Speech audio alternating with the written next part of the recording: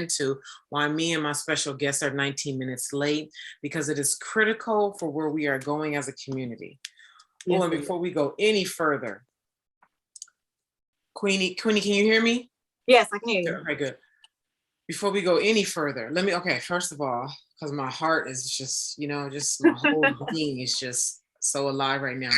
This channel is for supernatural folk. Wait, let me close. What am I doing here? This channel is for supernatural beings who know that it's time for them to come out of hiding with their very distinct work in the world, their spiritual services, to serve the people who they are meant to serve, to spread their message and help who they are distinctly meant to help.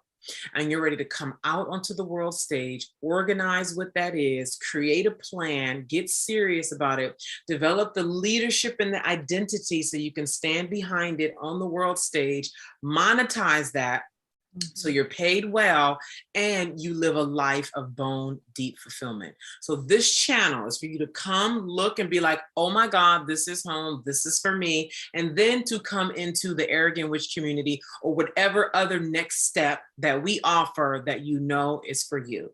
That is why this channel exists. Okay. So today I have a special guest, Queenie. Okay. And I'm going to just open this up. So Queenie, you can take it and then I'll just follow where you go with whatever just organically comes out of your mouth. Today's topic is living as a turned on supernatural Black woman. Mm-hmm. Living as a turned on supernatural Black woman. And everything that we do is a reflection of us being turned on. And Queenie and I just got out of a conversation. Queenie, you can share or not share whatever you want. Whatever you say is going to be perfect. And tell the people why we are late today. Well, hey guys, my name is Queenie the Genie. I'm a sex transmutation mentor. So let me tell you why we're late. Naima triggered me. She triggered me in an email and a previous conversation that we had. And it was regarding a money blockage that I'm experiencing and I want to work through. And we had a conversation that it triggered me, and I didn't want to move along in the program having not addressed exactly how I was feeling. And the beauty of it is I was feeling energetically triggered all weekend. And I could feel Naima, I guess we were like just on the same wave or something, but I could feel her the whole weekend trying to figure out what was going on, what was said, what happened, why did we have like a disconnect? So I said, let me just go straight to the source. And that opened a door just in the last 10, 15 minutes to let me know this is the right space. This is a good space for you, because I'm able to say, hold on now, that didn't hit my ear right. What did you mean by that? And can we clarify? Because it's making me feel scared. I feel scared. I'm going to run. I feel vulnerable. I don't know if I should be here. And we were just talking about how typically us as Black women, when we hit a place like that, we feel like we can't talk about it. So we either retreat or we become passive aggressive. Well, I'm not a passive aggressive person. It doesn't work for me. The way that my brain works, I can't process through passive aggressiveness. And so a space where I could come to you and say to you, bitch, now what happened? What happened? And for you to say to me too, like, I'm wondering what the fuck happened too. And we were able to move through it. And even everything that you were saying in the live on Facebook, this is a space where you can talk. This is a space where you can cry. This is a space where you're going to get frustrated. You're going to feel triggered. You're going to feel like Naima pushes you out the nest. And then you find out she is there too, flying next to you, making sure you don't fall. And we do not have that. Whew, I got chill. My blood is rushing. Typically at this point, Naima, I would withdraw from the program. I would have even said, fuck it, keep that down payment. Whatever. I don't feel like you're seeing me for who I am. And you just let me go. You just let me go. And at the end of it, I feel the relief. And then you see me and you tell me that you see me again. Oh, it's so powerful. And all this fuckery that happened this morning with my son and showing up late is because we needed to have this conversation. Even through the frustration and the technical difficulties, it was to show me that this is the space that I've been needing. Wild. I'm complete. So a key piece that Queenie shared there is that you don't see me. And that's huge for us, isn't it? Huge. Like, you clearly don't see me. This is not my home. Yeah. If you don't see me, this is not my home. This is not for me. You don't see me now, you ain't gonna see me later. Straight up. What kind of shit you on, but that ain't me. And for her to bring that to me, and I'm already aware of the way triggering works. I know how to trigger. And sometimes when I'm not even trying to trigger or not try, even when that's not in my mind, wherever somebody already feels a tenderness, they will feel a trigger. That's how it goes. Anywhere somebody is looking to grow, they will feel a trigger, okay? And on my screen, it looks like it's like one of us or the other one of us. And I really hope that that's not the case in the replay, but it might be, so be it.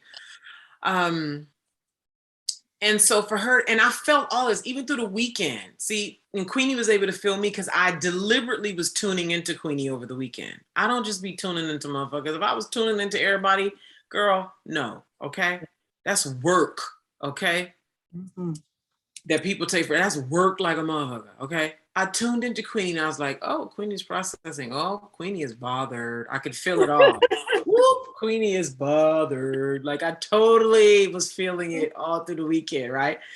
And I said, okay, before we go live on YouTube, I'm going to make mention of this, right? And then as soon as because we always come together behind the scenes for like 10 minutes before whenever I go live with somebody, Queenie knows, it's always like a 10-minute window before we go live just to settle in and make sure we both hear and the energy is on and we're good, right? And as soon, before we was even all the way fully here and everything, okay, Queenie, I feel it. What's going on? What's up? Just opened it up. And she was like, oh yeah, let's get to I am so glad we're here because I got some shit to say. Yeah. And I already knew because I was feeling Queenie through the whole weekend. Even her silence was talking to me. I hear in silence. Yeah, and I used to, like I was just telling you, I used to speak in silence. Yeah. I used to speak in violent silence. Piss me off if you want to. I will violently cut you off. Yeah. And so lately I've been standing up and saying, you know what? What's the worst that can happen? I'm gonna hurt your feelings. You're gonna hurt mine, but at least we both know where we stand. Yeah. And I said, you know what? I'm just gonna let you know how I feel because I do wanna be in this program, but you're gonna have to see me and I'm gonna have to know that you see me. Yes. You know. So why I chose to open up today's show with this experience Queenie and I just had is because I, as a leader, and a leader is constantly being refined and coming into what their real intention is. Mm-hmm. Behind all the actions that's happening, what your real intention is. For real, like, why are you really doing this and what are you really looking to create? And an experience that I had inside of a leadership program recently was such a catalytic experience that made me realize how important that this is home for us. And what does it really take to create a home for supernatural turned on women? Like 20 of me, 50 of me, 100 of me, 1,000 of me. What? Woo. You know how much energy and power that is? As we're waking up, yes, like really coming into full power, you know what that is. And that's why they don't want us to know about it. The amount of submission that's required of me. I'm the leader of the community, but how much submission is required of me as the leader? How much like quietness and listening is required of me as the leader? How much of taking in other people's reflection of me is required as a leader? me really taking in people's hearts and experiences, 100 of me, Ooh. 1,000 of me, like what it really takes to create home. Where no matter how tender she feels, how much she feels triggered, wait, Queenie, everything Queenie just described. This ain't for me. She don't see me. Because that's how we get, right? When our shit really, it depends on what level of activation our shit got triggered at, right? That's another dynamic element, right? Yeah. Because it could be triggered where you feeling like a little girl. Like, right? It could be triggered where your fucking beast get triggered. Like, how do we create a home for 100 beasts? 1,000 beasts? How do we create a home? Huh? That's what we're doing. That's exactly what we're doing. And that's exactly what happened. You were talking, and all I was thinking as you were talking was, this is home for her, Naima. This is home. This is good. Very good. They're very good, Queenie.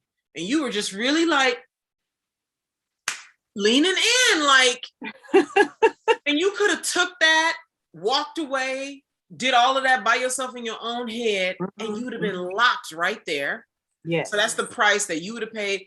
The price I would have paid is I wouldn't have been able to have that impact in your life. I wouldn't have been able to have the proudness of a home where another beast, godly person can live and dwell and grow and expand. That's a loss. Yeah, the You're risk is losing, too high. Naima. Yeah, the risk is too high. You're losing. She can't be here. She feel like she got to run. She feel like she got to hide. She feel like you don't see her. And she didn't feel like she could come and get it out and talk about it. That's a loss. You're losing. You're not having the impact. You're not doing what you came here for. You're not doing what you came for. You're off. Yeah. Quick. You might as well not even do it if the people who you're here to serve don't even feel served. That's the price I pay by being unwilling to do whatever. Create a space, let go of an idea that I've been all convicted about. Whatever is required. Whatever is required. Whatever is required. So for everybody who's watching and, you know, folks been want to say things to me and they scared, or you feel like, whatever you feel like, you can't, Naima don't see me. I've had people call me bullies. I've had people say they felt humiliated by me, like all that.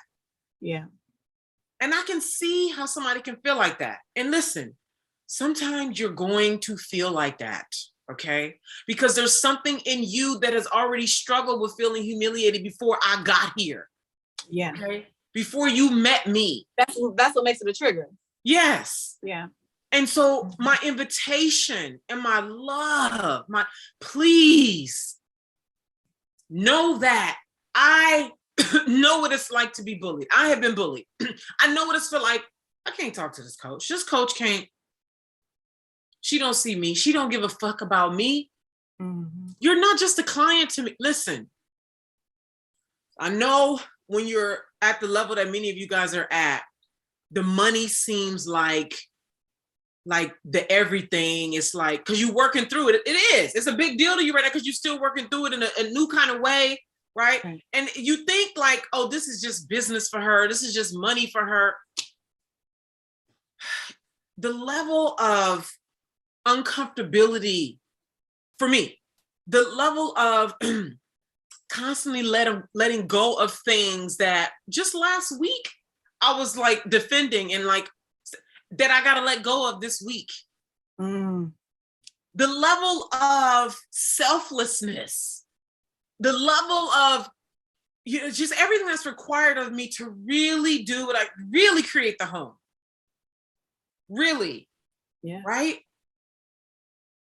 Money doesn't even feed the heart of that. Meaning like the what's causing the want to create that. Money allows us to do the things that make it happen, like pay for the business tools and the team and all of that. But it's nothing as far as doing the actual work that it takes to build the actual thing. Yeah, because the money cannot produce the atmosphere. It is, like you said in the last live, this is an energy game. This is an energy game.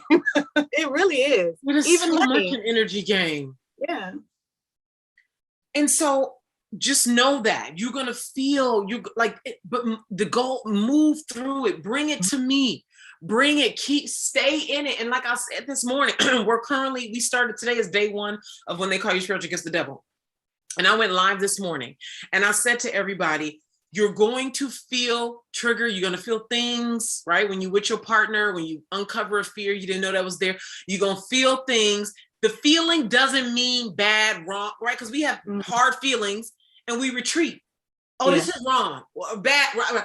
And we think that means stop. No, that's information for you. I usually stop. Look at me. Look, I'm triggered. Look, oh, I'm angry, right?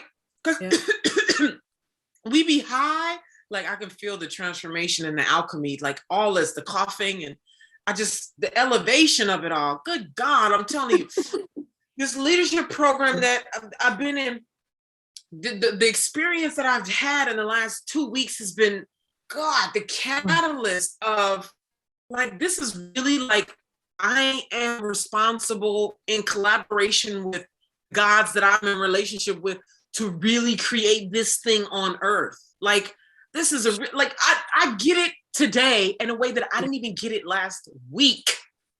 Wow.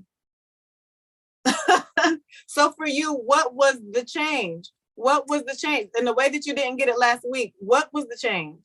So in this leadership program that I'm no longer in, I was told that my way of being was a problem in the community.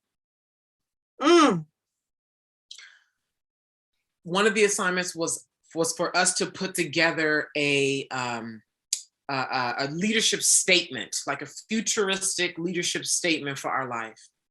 And I put mine together, and the words that I was using, like authentic, no, right?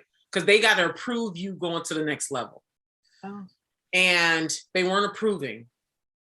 And so, but the last time that I stated it out loud to the group, it's like about 6, 7 of us all watching me do this, right? And I was saying my statement, and the woman who's responsible, it was like 2 women who were responsible for going to the next level, telling you, okay, you go. She was like, as I was sharing she was like, get rid of the attitude. And I was like, what do you mean by attitude? And she was like, the edge in your voice. Oh my God.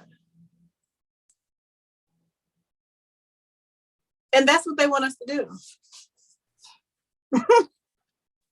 And I paused for a minute and I let that come in, because I'm not here to be reactive. I'm here to get what I came for. Yeah. Okay. I paused. Okay, is this true, Naima, that you have edge in your voice? See, that's the power in leadership. You take in what somebody bring to you without being reactive. Is this true? Mm-hmm. Do you have edge in your voice, Naima? And I paused and I turned and I said, yes, I have edge in my voice. And that wasn't the first time, no, that something about my way of being was a problem. Yes. And when I got out, they removed me from the program, by the way. Okay. And while in my mind, I went there to expand my capacity, and I did. That happened before we even got to step 2, because it's a process, right? Because I've been processing this, like really looking at this honestly, like looking at feelings I have and really separating how much of this is a fact, how much of this is a feel, like processing for real. I realized how much of the space for really full ways of being are required for us supernatural women, and why you don't see us in a lot of these white programs. Okay. Yes. Why we don't feel safe to expand. Because while they were saying to me directly and indirectly that my way of being was a problem, do you know the number of people who told me in conversation that they wish that they could be a fraction of the power that I am? That's exactly how it goes. Yeah. Do you know how many people, I'm not going to even say some shit that's just flat out wrong that they did, that people, when they found that out, was like, what? They told us, well, that was like, even before I got removed from the program, men who were saying to me, Naima, I wish I could be a fraction of that confidence and power that you got. Power. White man who is already a multimillionaire in the program. White man in the program who's ready to franchise his company. He's from South Africa, but he lives in somewhere in the Midwest in the United States. He has a multi-million-dollar company that he's ready to franchise, who said to me when we were in a group exercise, I want Naima on my team because this woman got a power like I've never seen before. Yeah, and that's what we want. And what happens, see, because a lot of us take action from a place of what we think we're going into something for. Like you think you coming for this, you coming for that. And all of the forces that are at work in your life are gonna bring you what you need, even deeper than what you think you showing up for. Ain't that it? That's the truth. And oftentimes it don't feel good. It is very uncomfortable. It is very uncomfortable, which is why, like you said, when you were put out of that group and made you realize there's no place for us, that's why this exists. So it further just confirms with you that you have to create your own, because I need somebody who talks shit like me. I need somebody who's going to get in my face in a loving way, but tell you, look, this is where you fucking up. And you would be better off if you did it like this. Our ears, we hear a certain kind of way. And if the environment doesn't look like us, I can't let my armor down. I told you I was in a program before where everyone in there didn't look like me. And I felt like the token Black. Well, now I can't be comfortable because I don't know if you're talking to me like this because I'm the only Black, you know? And so I needed a space like this, not somewhere where somebody's going to tell me to tone myself down, dilute yourself. No, you're going to choke.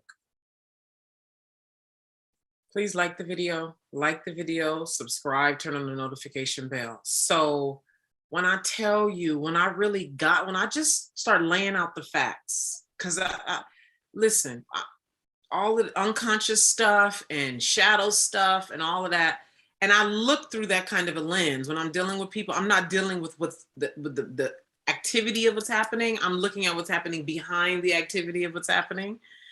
And when I was looking at behind the activity of what was happening, then I just laid out the facts of what actually happened as a result. I was just like, it just hit. I got it in a whole new way that even last week I hadn't got. That's why I'm like, I got it in a whole. So the fact that you was able to come to me the way you just did is evidence that I actually have energetically opened up in a way that I was not open last week. Yeah. And that is me doing the work that I came here for. You see that? And that's what each and every one of us are required to do. Yes. Yeah. Like who you think you are, that you convicted about, you start really getting in line with what you came here for. And see, that couldn't have happened if I was invested money and time in this program, and I was all the way in. Ooh. Just half-assing people doing their life and maybe, and I kind of doing it, and you doing this, but you got 10 tabs open on your computer. You kind of, then you don't get the magic, you don't get the medicine, you don't get what you came here for. But when you go all in on your life, when you go all in on what you signed up for, you go all in, you gonna get what you really need to get. Yeah. And that's exactly what happened.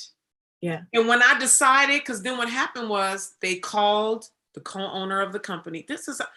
Listen, bitch. They called the co-owner of the company, man who's on vacation, to come deal with me. And there was no fighting. It was just straight up power. 30, 40 coaches in this program. And y'all call the owner on vacation who's in another state. I must be that bitch. And he gets on camera with me and another person. And we're not talking for long at all.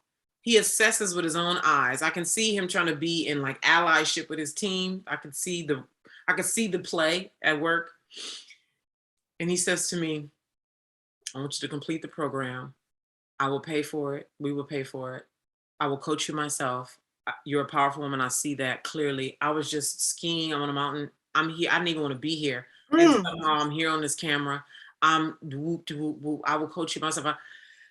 And I actually was gonna follow through. I didn't tell him that, but I'm thinking, okay. And then when I started assessing, and not in this whole like what I was in on an emotional level, and like, Naima, just finish and just, and just really looked at the data. Okay. And I said, what I would be agreeing to if I came in under these conditions, I would be, I have to lie about who I am, first of all. I would have to contort myself to appear something else so that they don't see me as as powerful as I am. I would have to, you see? So essentially I would have to lie to complete this. And I'm not doing that, whether he's privately coaching me or not. Right. Okay. So that's how that went. And when I finally gave my final, I'm not, thank you, I got what I came for and even more, right? And I really sunk into that, and I started assessing it further. When I tell you, Queenie, whew, like, this is what I mean by what's really required over the long game of creating what you came here to do. And why I said this morning when we were inside of the group that there is a price to pay. You will constantly be paying a price, constantly paying a price. And when you're really all in, change is happening by the week, big changes. Fast. Thoughts are happening by the week. The way you wouldn't let something in last week, you let it in this week. The way you wouldn't have a conversation last week, you have it this week. The way you was unwilling to invest in something last week, you willing to invest this week. The way you just was acting and thinking and so like full of yourself about some shit because you need to be right and because whatever, you let that shit go. But that shit happens only when you get into the heart of why you here, what you doing. You start telling the truth and you get really committed to like, why are you here? Yeah. So living life as a turned on supernatural Black woman. Like this was so much what happened with the program was turn on and really being with that. What happened with you and I in this conversation before we got here, that was turn on. So can we talk about turn on? Whew, let's get into it. Yeah, and I want to hear you talk about it because, and I love. Yeah, go ahead.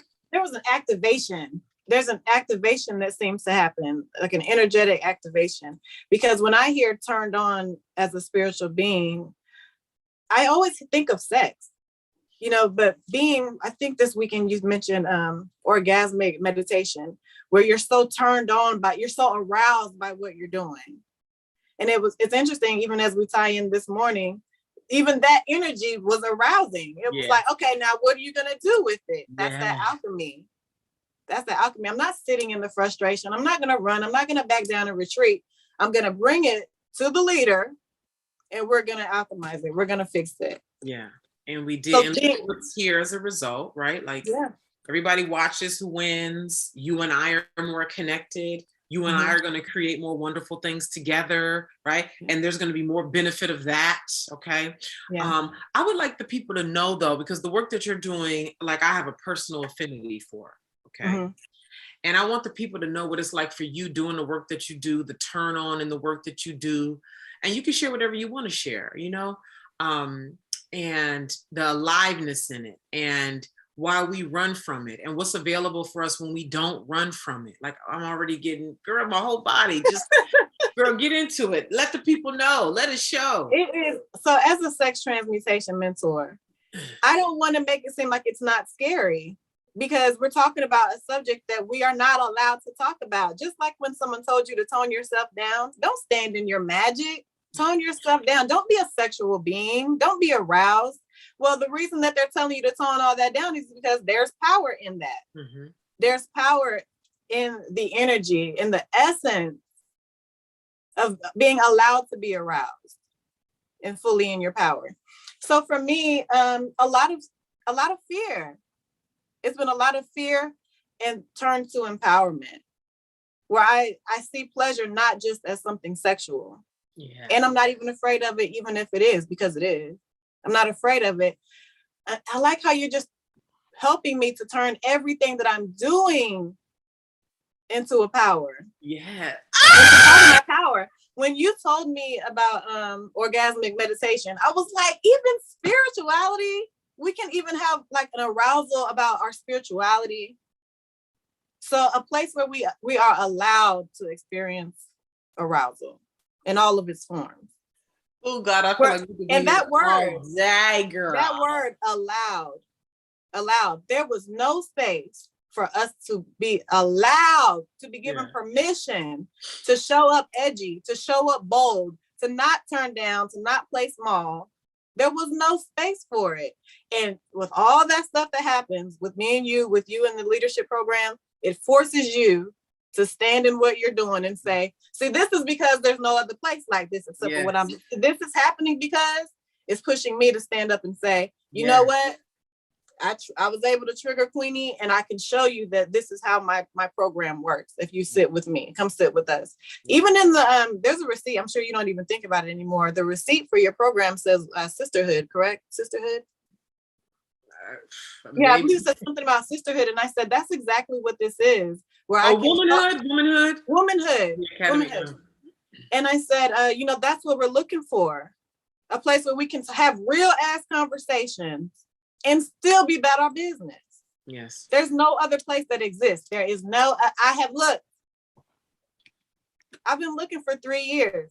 Where can I be where I don't have to tone down, where I don't have to change my voice, where I can be crazy as fuck, where I can say I'm struggling, I'm time out, I'm not there. The rest of the class got the hands up and I'm trying to figure out what page we on and not feel like I'm behind, but hey, Naima, I need help. Yeah. And to really grow, right? The dynamism, and that's part of why I quit too, right? It was like, where do I go now? Like, I'm ready for the next, right? But it's like, I need the space. This is how I felt at the end of 2017. I need the space to really get to know who I am, like the fullness, right? And it's not always like this. I know people see me like this, but there's more to me than this. Like, I want to really explore the part of me that's messy and chaotic, and like, I really want to explore this, right? And like have somebody be with me in it, you know what I mean? And like really work through it to get the medicine out of it, not like try to judge it and tame it and make it, you know what I mean? I just really, right? I'm looking to become integrated, like, and so like that's necessary for us, and that's what this community is about. Yeah. And you know what I would love to hear you share? Oh God, Queenie, I want to see you talk more. Like your people want to see you talk more. Yeah. You know? If those of you who are here live now, talk to us. You got questions? How you feel about this? What you think? Like the video? Is the word risk is coming to mind. The risk of living turned on, right? Because I speak for myself. There are times that I have turned off. Because, let me share, right? I have turned off because there's nobody around to interact with me in this turned onness. And it feels like I'm just burning fuel that's going nowhere. That's been one thing, you know? I've turned off because people have said to me, you on Ritalin? Remember I talked about that this morning, right? Yes. You too much, girl. Well, you need to be on Ritalin. Wow. Right? I have turned off because I've seen myself being like on, like, when you're a turned on woman, that's how you move through the world, period, right? You could be at home like lit. You know what I mean? You could go to your grocery store or somewhere you love and you're just, whoa! You know what I mean? So then everybody you act with is like, whoa! And they're like, is... Because it's an energy game. Yes. Girl, we getting t-shirts made. It's the energy game. And so I've toned it down because I've been out and people are like, it's too much. Yes. It's too much. And more, there's more reasons why I've turned it off, right? And then, so what is it? I love to hear you talk about what it's been like living as a turned on woman, Black woman, supernatural woman, what it's like, you know what I mean? You know, what it's been like for you, what people have said it, and then what it takes for us to live in our bodies, like fully inhabit our bodies. Girl. It's so many things, because in the beginning, it is lonely. It is lonely. And I was willing to go through that loneliness because I knew there was more. I know what I know. But for me, I was thinking the risk. I may not talk to my mom. My mom was against me. She doesn't believe that you're supposed to have free will. You know, my mother's a Christian woman, and my aunties are all Christian and very opinionated. My cousin, you know, they're all from the same, cut from the same cloth pretty much, and they're, you know, their own unique ways to have. But they were not for me standing in my power. I got called a witch. Someone actually told me I sold my soul to the devil. Wow. Someone told me, she said it to me. And that was one of those moments where I'm growing spiritually. So I said, you know what? I can receive that and react to it, but I'm going to just put you where you need to go, put you in your place, you know? But it's been lonely. And then that turns into a power when you start to know yourself, because you go from a believer to knowing what you know. And the most interesting part of all this is what? Sex transmutation. Let me tell you, Naima, for me, the reason why I'm a sex transmutation mentor, if we knew as young Black women that there was actual power in our arousal, actual power that you can manipulate, like we're in Wakanda, to make your life better, everybody would be manifesting their lives through orgasmic energy. Everybody, if we knew, but we were taught, dim yourself. Good girls don't. We don't even talk about sex. We don't talk about arousal. You can't stand in your power. It's intimidating. Don't intimidate the white people. Don't intimidate the people. And when you see Witch Naima and you're standing in your power, and even like you said, that white man was seeing it. Yeah, I want to stand in my power, because when you know, I was watching your YouTube videos for a long time, and I said, she knows what I know. This is supernatural here. There's things going on that we just can't sense with our 5 or 6 senses. 6 senses you can, but we're not allowed to tap into it because so many of us are in boxes that we don't even fit in, don't even want to be in, because we're not allowed to figure out who we really are, because we've been programmed to see who we really are. We've been programmed a certain kind of way. When you start reprogramming, asking questions, unpackaging yourself, and then forget I don't fit in the box, get rid of the box. But to find out that there's an arousal energy that's moving all this, we didn't know that, Naima. We didn't know our power was in our arousal. Even some people listening right now can't put it together. They haven't heard of sex transmutation. When you can use the energy of arousal and pull up an image on your mind from your vision board, and that energy will draw it to you. They ain't never heard of that. Sound like magic. Well, use the magic. These are cheat codes. But you know who's using it?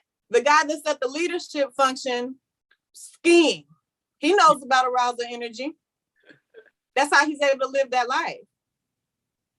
There's games that's being played in this dimension, and the Black women ain't getting the cheat codes. That's why I'm here. That's why you here. Tell them specifically, like, what your work is, the benefit of your work. Remember, you learning right now to always speak in benefit. Yes, the benefit of working with me. I am a Black woman from the Baptist church programming. I wasn't allowed to be here, y'all. I am incarnated into this woman's body with a mission and a message for the Black women and that grew up in Baptist church programming. Mm-hmm. The people that told you were a Jezebel, you got whole energy, you need to be baptized. And I'm here to tell you, they're telling you all of that because that's where your true power is. It is in your sexuality. It's a married woman. Let them know you're a married woman with 3 kids. I've been married to the same man for 13 years. I manifested him into my life. I have 3 kids, 16, 17, and 18. Because you know, you're a married woman. That's right. Because you married. Now, if I said that, if I start talking about whole energy and all that as a single woman, then it's but then all of a sudden you married and that cleans you up, right? So I'm doing that on purpose. It's okay.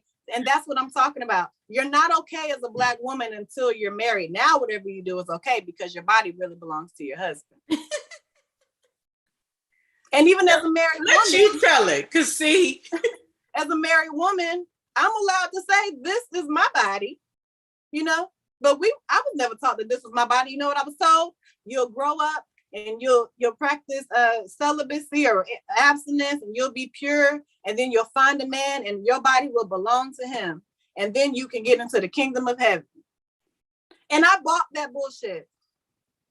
I bought it for a long time, even though I wasn't living it. And because I wasn't living it, this is pre-marriage. Because I wasn't living it, there was a guilt and a shame that was developing in me, to where I couldn't really enjoy sex fully because I wasn't supposed to be doing it. Because when I was given the anatomy class, head, shoulder, knees, and toes, my mama skipped the vagina part, acting like the shit wasn't even there. Girl. So it's a disservice, because if you raise a Black girl in the church and she can't say the word vagina and she can't say the word sex, she can't tell you if somebody's touching her vagina. She can't say it because she's not supposed to know about it. Supposed to be a good little girl and no education on it whatsoever. I'm not with that. I'm not with that. And then I got pregnant and it's a girl. Oh, I got a different responsibility now. Yeah. Because if I don't tell her what would happen if she go out there hoeing, if I don't tell her, you may not be emotionally stable enough to participate. This changes you emotionally. It's more than just a physical act. If I don't tell her, I run the risk of repeating that cycle. Mm-hmm. Well, she can't say vagina. She can't say sex. So we have the real classes, and I will introduce her to pleasure. Meaning, my daughter has seen the rose, my sex toy rose. She know what it is. Because if I want my child to know, and she's a good age, okay? I want her to know what her body can do. Yeah. And that orgasm ain't just for pleasure. It is for pleasure, but you can use this to really manifest the life of your desire through sex transmutation. Napoleon Hill said, the most successful people on earth are highly sexed. So I'm giving you permission. If you need permission, you have permission to be a sexual being. You're supposed to be. You have permission to experience pleasure and arousal. You're supposed to. You're allowed. Listen at this. Listen at this, Queenie. I want them to hear. So I'm a put it in. The benefits. Okay, a smart man. When I say smart, I don't mean book smart. Okay, mm-hmm. I mean a man who's emotionally honest enough. Mm-hmm. Okay, that can see the power of a woman. And it's degrees of power, right? Because all women are powerful. Let's just set that record right there. Yes. All women are powerful. I don't care where she come from, income level, education level, where she come from on the earth. All women are powerful. Mm-hmm. Then there are degrees of intimacy with self that woman allows her to be and live out in the world. Do we agree on that, Queenie? Yes. Yes. Okay, so every woman can make decisions and come into different degrees of power on her life path, right? And most women will not let themselves come into the highest degrees of power, right? Mm-hmm. Right. So the higher you go in sexual power, the less like modest you are. Like if we talk from a Bible perspective, right? Yeah. You're less I mean, you can talk about this as a Baptist girl, right? The less sexual power you can, the more you are considered a Jezebel, right? Yes. The more you are, undesirable? How would you describe that? Well, they say that the pastor's kids are the worst. And my mama was basically a pastor in our home. And so it made me really good at being deceptive. I can be an angel here, but baby. And so it's not really a struggle. What happens is, especially when you are in marriage, there's a power that this man can see and he respects and honors. And this is where,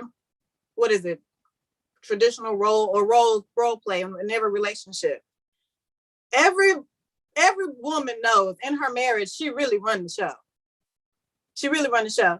Because if a woman who is not in tune with who she really is, she can't use her discernment to protect her man. So that man wants to keep his wife happy. He wants to make sure that he submits to her power too, so that he's protected. There's a power dynamic that goes on. If I'm fucked up and I don't understand who I am, and I'm not standing in my power, I can't even protect you because I can't protect myself. So let me ask you this. I love that this is your perspective. I love this. Now, tell me from your experience and perspective, the lower that a woman is in sexual power, how that impacts her man, and the higher a woman is in sexual power, the way that impacts her man. Let me tell you, I think men get turned on by powerful women. That's just the truth of it. It's a turn on. It's kind of like pheromones, a woman who stands in her power. And a woman knows when she's not in her power because she in a fucked up situation mentally. The women that I work with who come through my Etsy shop, praying for a man, praying for him to do right, praying for him to change, praying for him to pick her. And I always say, you're not activating in your power. You're supposed to be controlling this, but you're not controlling it because you don't know that you have the tools because they've been repressed and suppressed from you. So this is what I want to hear though, Queenie, specifically. And before I position this again, I'd like to shout out to Supreme Empress, who said, I'm so thankful to have found your channel. I'm a reader, so I can relate. Working on my confidence too. Thank you so much. You're welcome. Dorian Tate said, how would she attract from the energy if she's afraid to speak to the guy? I think she might be talking, Dorian, I don't know if that's a man or woman, is talking about you. So here is what I'm looking to see though, because when I was saying earlier about a smart man who not is intellectually smart, but can see how much his life benefits from a highly sexual wife or girlfriend, whatever, right? How much, I want to hear in your experience, and maybe you have or have not thought in this way. So I'm curious to hear. Okay. The ways that a husband benefits when his wife is in higher sexual power versus this. A lot of men don't want their wives in full sexual power because they're afraid of whatever. He ain't gonna be good enough. She gonna end up cheating. Yes. Whatever, right? And or she, he feels, you know what I mean? Because I remember with my ex-husband, when I wanted to start exploring with him, he was, who you fucking? What the fuck are you talking about? You. Yeah, where do you get that from? Yeah. You know what I'm saying? And then the lower she is in sexual power, meaning like the sex is good. I mean, he nuts. Whatever they do, kiki. They have a nice little sexual, but she ain't in that, like, ain't no role reversal, ain't no role playing, ain't no. And he can feel it. And he can feel it. Yeah, ain't no, you know what I mean? She ain't with that being a hoe for him. You know what I mean? Like, or whatever, like getting into full inhabiting her body fully. Bitch, I'm speaking for myself. When I inhabit my body fully, girl. Cirque du Soleil. Listen, okay?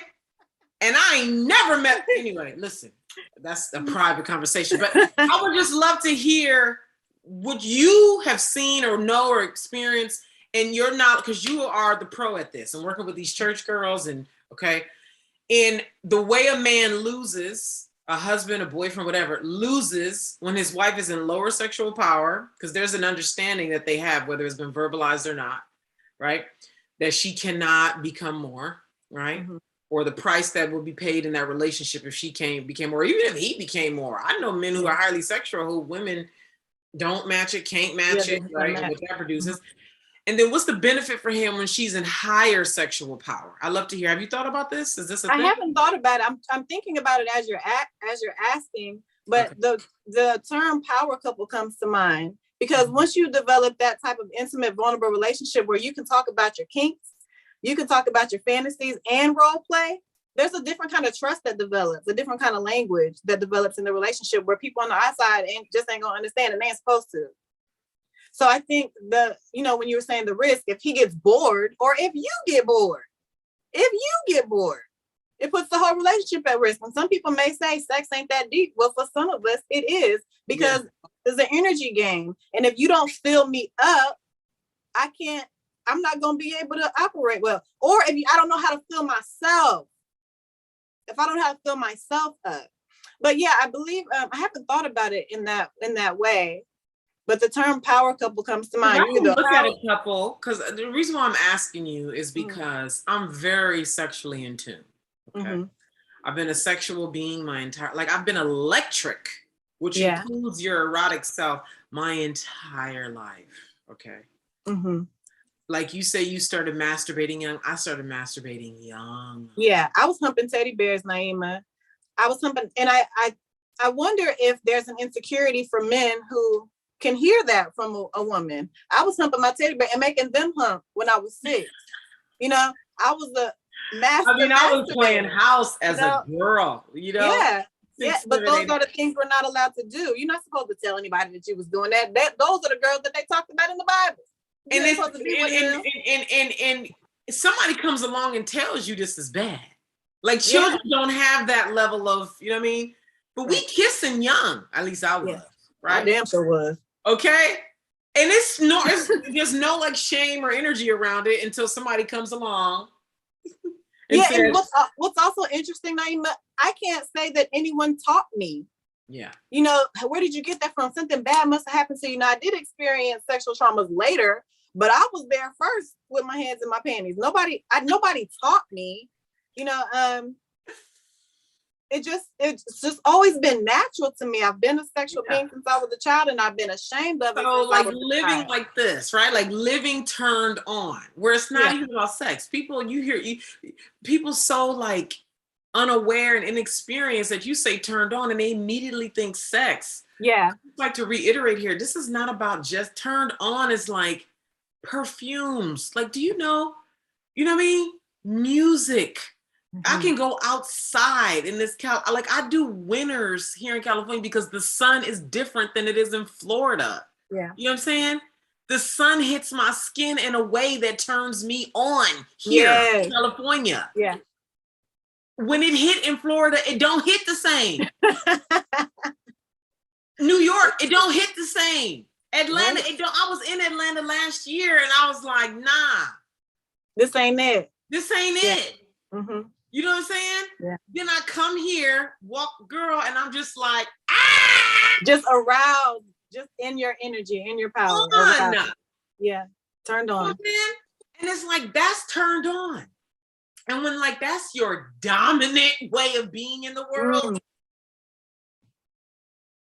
like your pussy always wet, you always awake, like everything can be hysterical. Yeah. Your tears are fucking riveting. Climactic energy. Yes, it's your laughter is like, ah! And when you choose to direct that toward a goal with the right man, I'm not doing no more just for pleasure, just to nut. I'm not doing it no more. There was another. This is gold over here. We're not playing that game no more. She said, "Don't waste your nuts."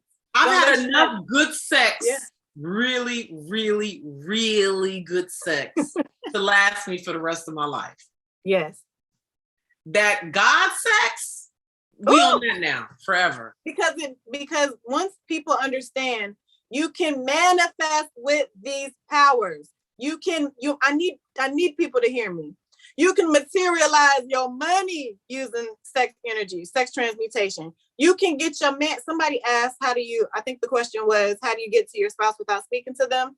Visualization during climax. Visualize the conversation that y'all are having. There's an alchemy out here that we're not taught about. That's why we're here. You know, like we talked about, it just being about sex. We're talking about the energy. What's up, Shaylin? Hey, Shaylin. Hey, y'all. Using that energy of arousal. Even when you were talking about being in the sun, remember that. When you eat at a nice restaurant, remember that feeling and use it when you're about to have an orgasm. Just get into that energy. Match that power. Match that vibration. This is an energy game. You match that energy, and I don't care what you're thinking about. I had a young lady reach out to me last week, and a situation was going on where she needed to change at home. And I said, this shit gonna sound crazy, but you need to have an orgasm. And she was like, how does the orgasm come into play? And I said, because I don't care what the end result is. The energy of arousal is powerful enough for you to manifest your end result. And can we please really create that fine distinction between climax and orgasm? Oh, help me with that, Naima. So climax is when you come. Mm-hmm. When a man ejaculates, that's climax. When a woman has her ejaculation, that's climax. That's where there's a peak and then you done. You fall asleep or you go whatever you do. Yeah. Right? That's climax. Orgasm is a way of being. Like being out in the sun and you're on, being colors, sounds, that's orgasmic. Yes. That's living orgasmic.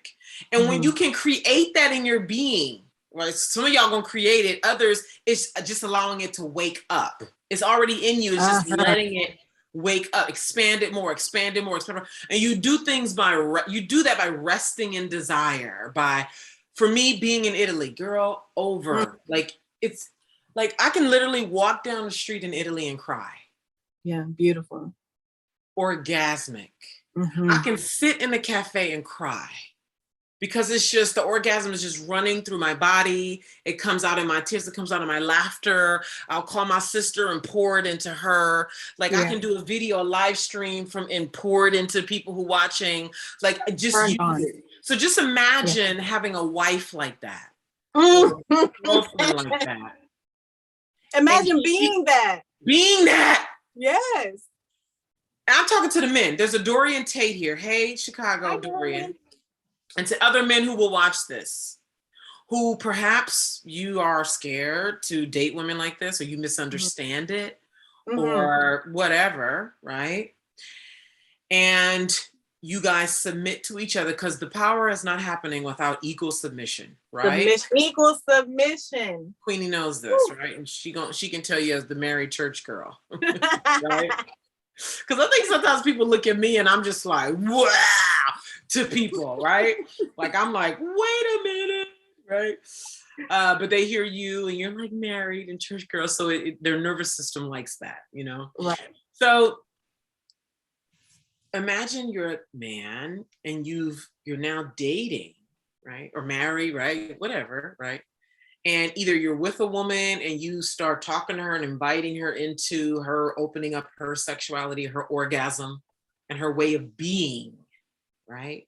Or you're a single man and you're starting to date and you are watching this video and you're coming into a new level of awareness and you're like, fuck, I want that. You know what I'm saying? And just imagine being in a relationship with this woman, this orgasmic woman, where there's permission between the both of you and it's authentic. You ain't trying, you ain't forcing. Authentic and equal submission.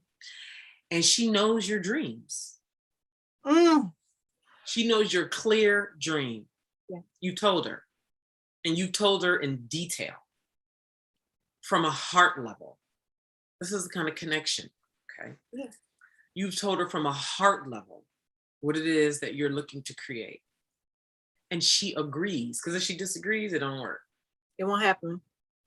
It won't happen. And she agrees and she supports it. For real, for real. Her pussy supports it. Her body supports it. She takes it on as hers. She agrees. And you guys decide to make love or fuck, whatever you decide to do. With that awareness. This is all on purpose.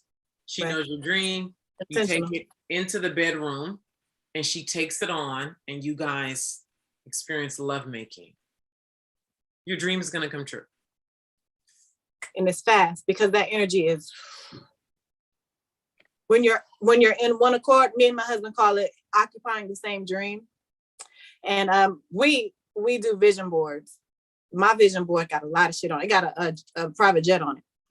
And I focus on that vision board, and then I get the music going, and then I get the perfume, and then I set the scene. You can do that with anything, whatever's on that vision. And like Naima said, you go into agreement. You can do this by yourself. Go into agreement with your rose toy, with your Satisfier 2 sex toy. And whatever it is that you're trying to materialize, that is the agreement that you're making with that energy. When you find a partner, they say a freaky wife is a happy wife. It really is true. But she has the power. He's giving it to me to pull it down from the spiritual realm because I'm the supernatural. He's giving it to me to materialize because I know what to do with it. He just got to feed me his dreams. And if y'all not in the same dream, in agreement, this is way easier than we've been taught. This is way easier. But that's also why it matters who you engage with. Yes. Imagine that energy can be so chaotic. It can fuck up your life. Me and my ex-husband, I knew that the agreement would never be there because I knew what he wanted in life for real. I knew what he wanted in life for real. And I knew I would be lying. Even like, I love you. Love ain't enough, baby. It just ain't. It just ain't. I love you.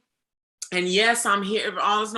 And then I knew if we had kids, I would start doing it for the kids. Yeah. And we would be in this default relationship that we would be making work. Like a lot of people. Yeah.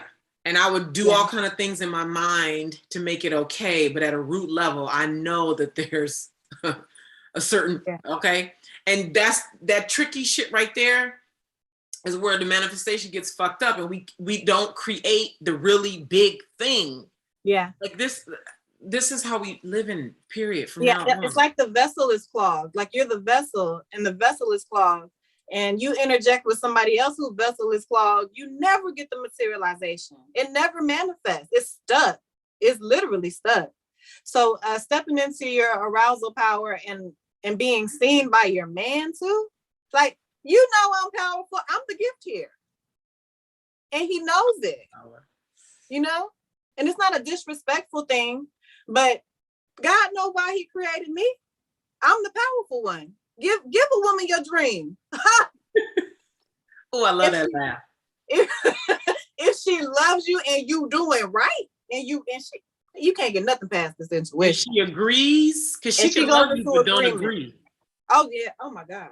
She can love you and want to see all the best happen for you and got your kids and take good care of your kids and harmony in the home and all. If she don't agree with your real pure dream, it ain't happening.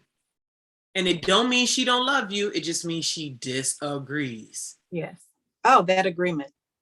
It's like consent. This is a spiritual contract. It's consent. These things are beyond our five senses. And I believe that the Black girls in the Baptist church were being blocked by that original programming that told us to stay away from our sexual power, stay away from arousal, stay away from all them boys, stay away. You lock it away, and she in there eating your ass up because she want to come out and play. Me, at least, she was. She come out now, honey. She stay ready.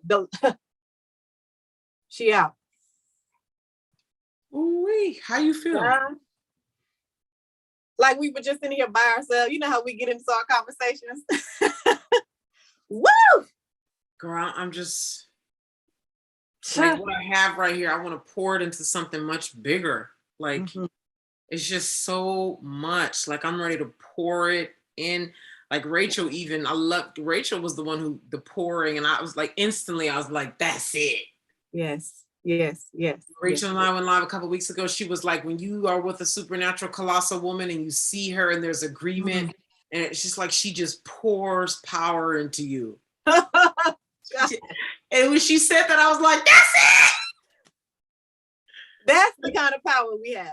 Yes. And that's but I think that's also why women get so frustrated when they don't know how to manifest their right spouse. There's a danger in that because now I'm trying to pour into a nigga that don't even deserve it. I'm just trying to make it work. And then the return of trying to pour into somebody. Girl, the force is so harmful to you. It destroys you. Oh my God. I know this. Oh, I know this. Girl. It'll fuck up your mental health. And if your mental ain't right and your vessel ain't right, you are stuck on a paradigm you don't even want to be on. And that's all because you ain't tapped into your sexual energy. It's all because you're not tapped into your arousal, your full power. Yeah. All because you ain't tapped in. All these other things haven't been able to reach you. They're trying to reach you. They're trying. But you got on all these masks. Can't even recognize you. Your gift trying to find you. Where's she at? She over there pretending to be, acting like I can't even find her. Yeah. I love that you play arousal power. I like that. Stop playing with me now. Once the Black girls in the church find out that there has been a lie told about your pussy, there has been a myth, generation after generation, that kept our grandmama stuck, kept our aunties stuck, because they couldn't talk about arousal. They couldn't say that they was freaky. They can't talk about it because they got to be meek. That shit shuts down your spirit. It really does. Because your energy, your spirit, it's a sexual energy. It's so sexual. And it wants to come out and play. It's erotic. Woo! It's erotic. It's when your very life turns erotic. on. And because we're so disconnected from sex and sexuality, we put everything in like a nasty category. Like we disassociate everything from sex. We disassociate it's like like everything, the eating, the tasting, the listening, being present with another human being. Like I'm turned on just being present with another human being when I'm honest. Yeah. But if I'm like trying to make sure I look professional and I look like a decent woman, make sure I don't look like a Jezebel. Don't look. These are blockages. Let me make sure I appear like a good woman. Mm-hmm. You know, say things, dress this way to make me look like a decent, good woman. Meanwhile, I want you to fuck me hard from the back over. I want to fuck you in the car. Fuck me on the way to church. In the bathroom. On the way from church. Girl, listen, I want to be a hoe with you. Like, yes. I want to be, please. Okay? Yes. Rape me. But you know what? When we were talking about that power when you were a child, you had it. I'm telling you, Naima, I saw Jungle Fever when I was in first grade, and I said, when I grow up, I want to do that. Whatever they're doing in that bed, I want to hurry up and go ahead and get married, since y'all say that's what I got to do. First marriage was a flop. And so I can do that. What do you want to be when you grow up? A hoe for my husband. I want to slut it out every night. Shit. You ain't allowed to say that to your mama. Out.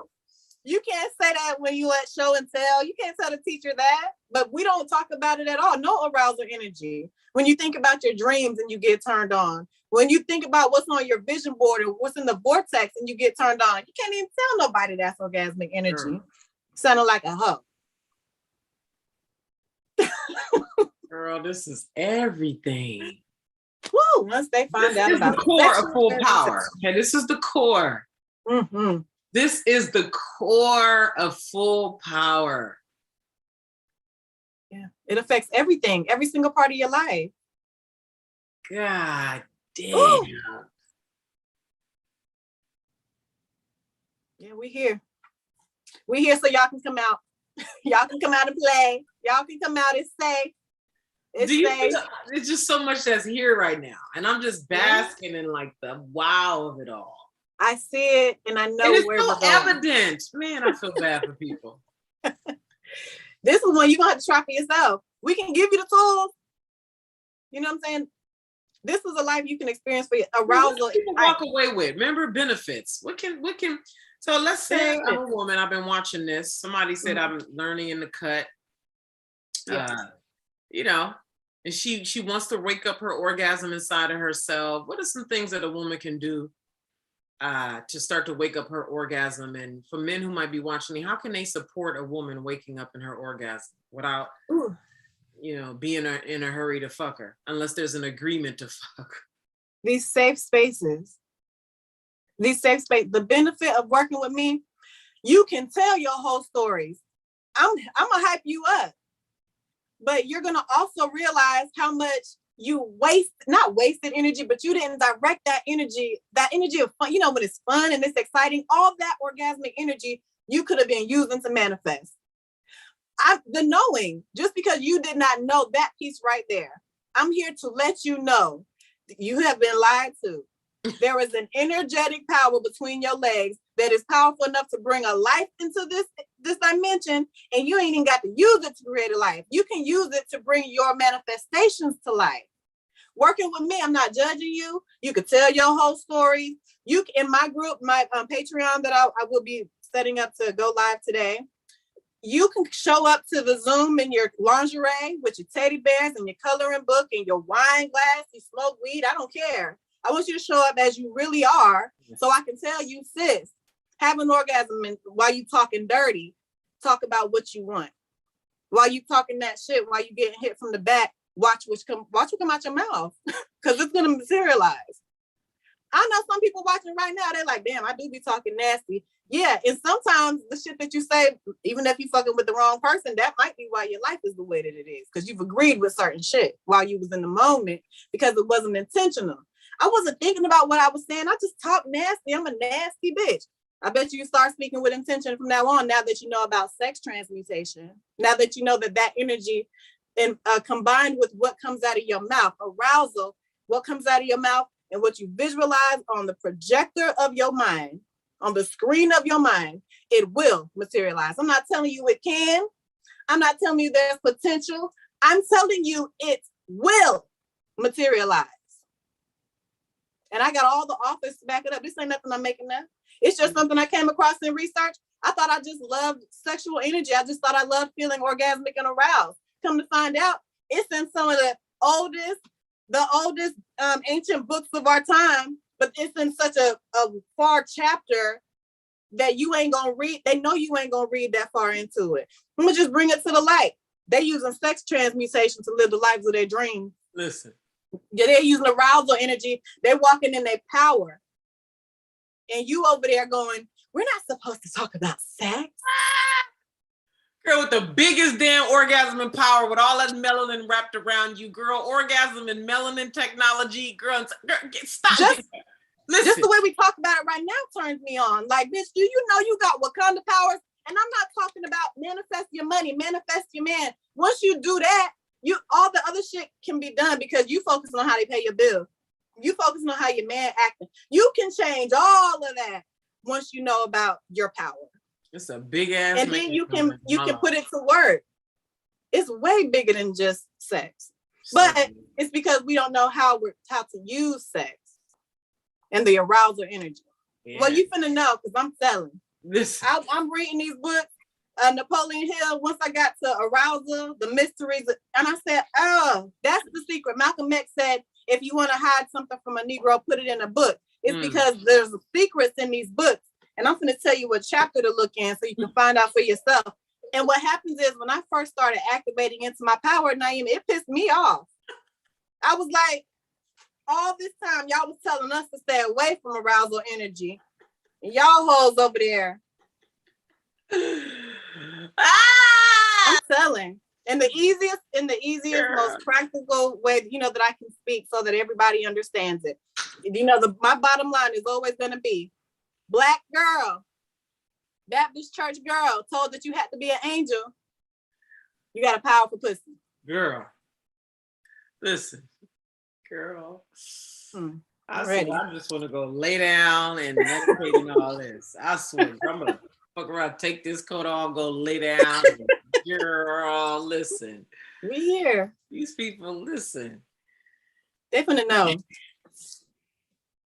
I look the risk is too high. Who I am with the man I'm gonna be with, girl, because this is new for me. Is it new for you? Yes, being all of who I am with a man, girl, please. Being all of who I am, girl, listen.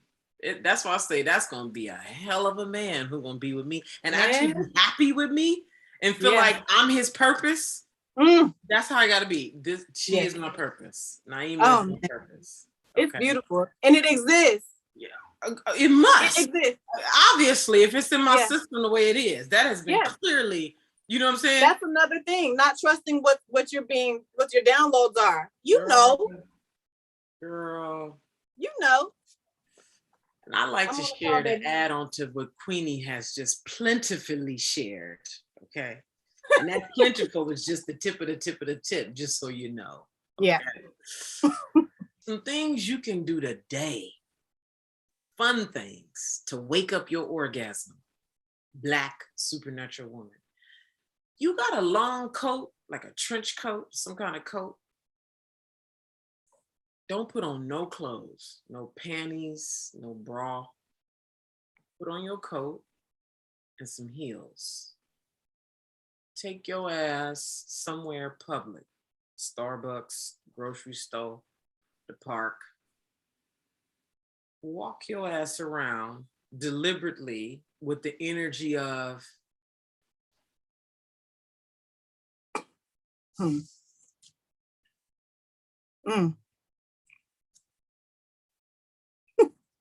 Only you know ain't nothing on up under there. Yes, that's the turn on. Okay. That's the turn on. This is just to start waking it up, Lomo. Just okay. Maybe you want to go sit at a bar and flirt. Take that energy, send it over to some man. You can send it to the bar. Listen, you can send it to a woman. Listen, just play. You'll see how it works. I mean, you can send it and get their attention. Yeah. Notice how you feel. Notice how you don't want to. Notice how you scared. Notice how you, but get into it. Get to know yourself in this way. Okay. Queenie and I went live last Friday, I think it was, and I gave an exercise on if you don't regularly look at your pussy, how you can lay down and start looking at your pussy and talking. Yeah. Getting to know it. Okay. Getting familiar with your smell. Ooh, baby. Yes. Touch, smell. Get familiar with yourself. Let it be. Feel. But the thing about it, you don't just do it. You feel as you do. You feel as you do. Maybe just going to have a conversation with your husband. A conversation you've never had before. Going to have a conversation with your mom, your daughter, your son, somebody to just open you up. Yep. That's what happened with me. All of them, mama, husband, son, daughter, all of them. I said, I'm coming out. I'm coming out. Yeah. Yeah. What was the conversation you had? Oh my goodness. The conversations that happen in our home are that you are a sexual being. My daughter has asked me before, did you wait until marriage? My child, they ask me questions that make me go, and I have to be honest with her, you know, because I say, you know what? I don't know many people who have. I'm sure there are people who have, but I don't know a whole lot of people who have, and that doesn't make you a bad person. You need to know that your body is yours, and here's what it can do. And that's the same conversations that need to happen with our sons too, because then they'll start caring who they laying down with. Yeah. They'll start caring who they give their energy to. Yeah. You know, like I said, I won't be scared of sexually awake, orgasmic women. Oh yeah. Oh yeah, because a lot of men are intimidated. Yeah. They're intimidated because they want a woman who the church says, be meek, you know, bow down. Pure. Appear pure. Don't look like you like sex. Don't look like you're experienced with sex. Dress. This is my favorite one. Because I was told I don't dress like a married woman. You don't dress like, don't a man want that woman out there? And I said, you know, all men? Because you know, all these rules, instead of you going with what you know. But you can't, you're not even allowed to explore what you know. You ain't supposed to talk about it. You ain't supposed to know about it. Your body belongs to your husband. You can't say orgasm. May never even have had an orgasm, you know? Oh God. Oh my God. Something about that should feel illegal. To never have climaxed. I had 3 kids before I had an orgasm. What? I had 3 kids. I had 3 children before I had an orgasm. I had 3 children before I ever had an orgasm. Wow. Yeah. That's so wrong. That's why I said my first marriage was a flop. I couldn't even wake up to my true self. Wow. I was in the wrong place. I was in the wrong energy. I wasn't being seen. You know how important that is to me. Yeah. I wasn't being seen. I wasn't being poured into. But it was take, because sometimes they can see your light. Yes. And take it. If you don't know. Yeah. It's very damaging. It's very damaging to not know. It's not safe for us to no longer have these conversations. We got to bring these things to the table. Because if like me, my intention is to raise a Black woman who knows her power. Yes. And I can't skip the vagina. I can't skip the pussy power. I can't skip it. My mama did that with me and it put me at risk. She got to know that the power, that what you say out your mouth during sex can trap you if you're not careful. It's so powerful. We talking about manifesting, but you can manifest some fucked up shit if you don't know that the power exists. Yeah. You just out there. If her dad, you know, if your dad is telling you shameful things then you end up with a dude who do the same thing. the cycle continues. And then you get a daughter and she get a dude to do the same thing. And this is where we get into generational curses. This is where we get into generational curses. And if you said a couple years ago, breaking generational curses was trending, you know, everybody's talking about generational wealth and thinking about money. And I said, well, the real generational wealth is having our daughters allowed to come up to us and tell us shit that's scary, shit that hurts, shit that makes you uncomfortable as a woman. Yeah. Shit that you don't understand as a father. Because you a man and this is a little girl. Okay? And you saying you don't understand and asking the mom. But then now the mama shut down. The mama don't know how to talk about it. Yeah, so sweep it under the rug and she'll forget about it. Yeah. And I couldn't risk my daughter finding about this arousal power when she's laying in bed with somebody. I couldn't risk it. Oh, girl, because when that happened, you shut down. You don't expect, and then be with the wrong man. You shut down before you know it. You didn't just had a whole sexual situation, and you don't even you don't know what you shut because you shut down. You can't even recount what happened because you'd be like, I don't know, I disassociated. Yeah, you know what I'm saying? How many times have we done that? I got the goosies all over my body. How many times, girl? I can tell you about some shit that happened when I started having sex that where I just disassociated. It's like I was there, but I wasn't there. How many of us have experienced that? Either, huh? How many of us have experienced that and didn't have the words? Plenty. And then you feeling like, what just happened? Like something just happened, but what just happened? You know what I mean? And then who do you talk to about it? That shit can feel very traumatizing. But you know what's fucked up? He leaves energized because you don't know you're a supernatural being, and you don't know that when people touch you, they can take your powers from you because you weren't taught about this arousal energy. And he wants some more. And you filling his tank. You filling his tank and draining yours. You see how multidimensional this stuff is? So we're getting ready to wrap up because we can go on and on and on. Dorian asked, how could a man sense the woman's sexual energy? My question is, why you want to sense it for what? What you want to do with that? What's your intent? I would like to answer your question and I want to know your intent. Why is it important to you to sense a woman's sexual energy?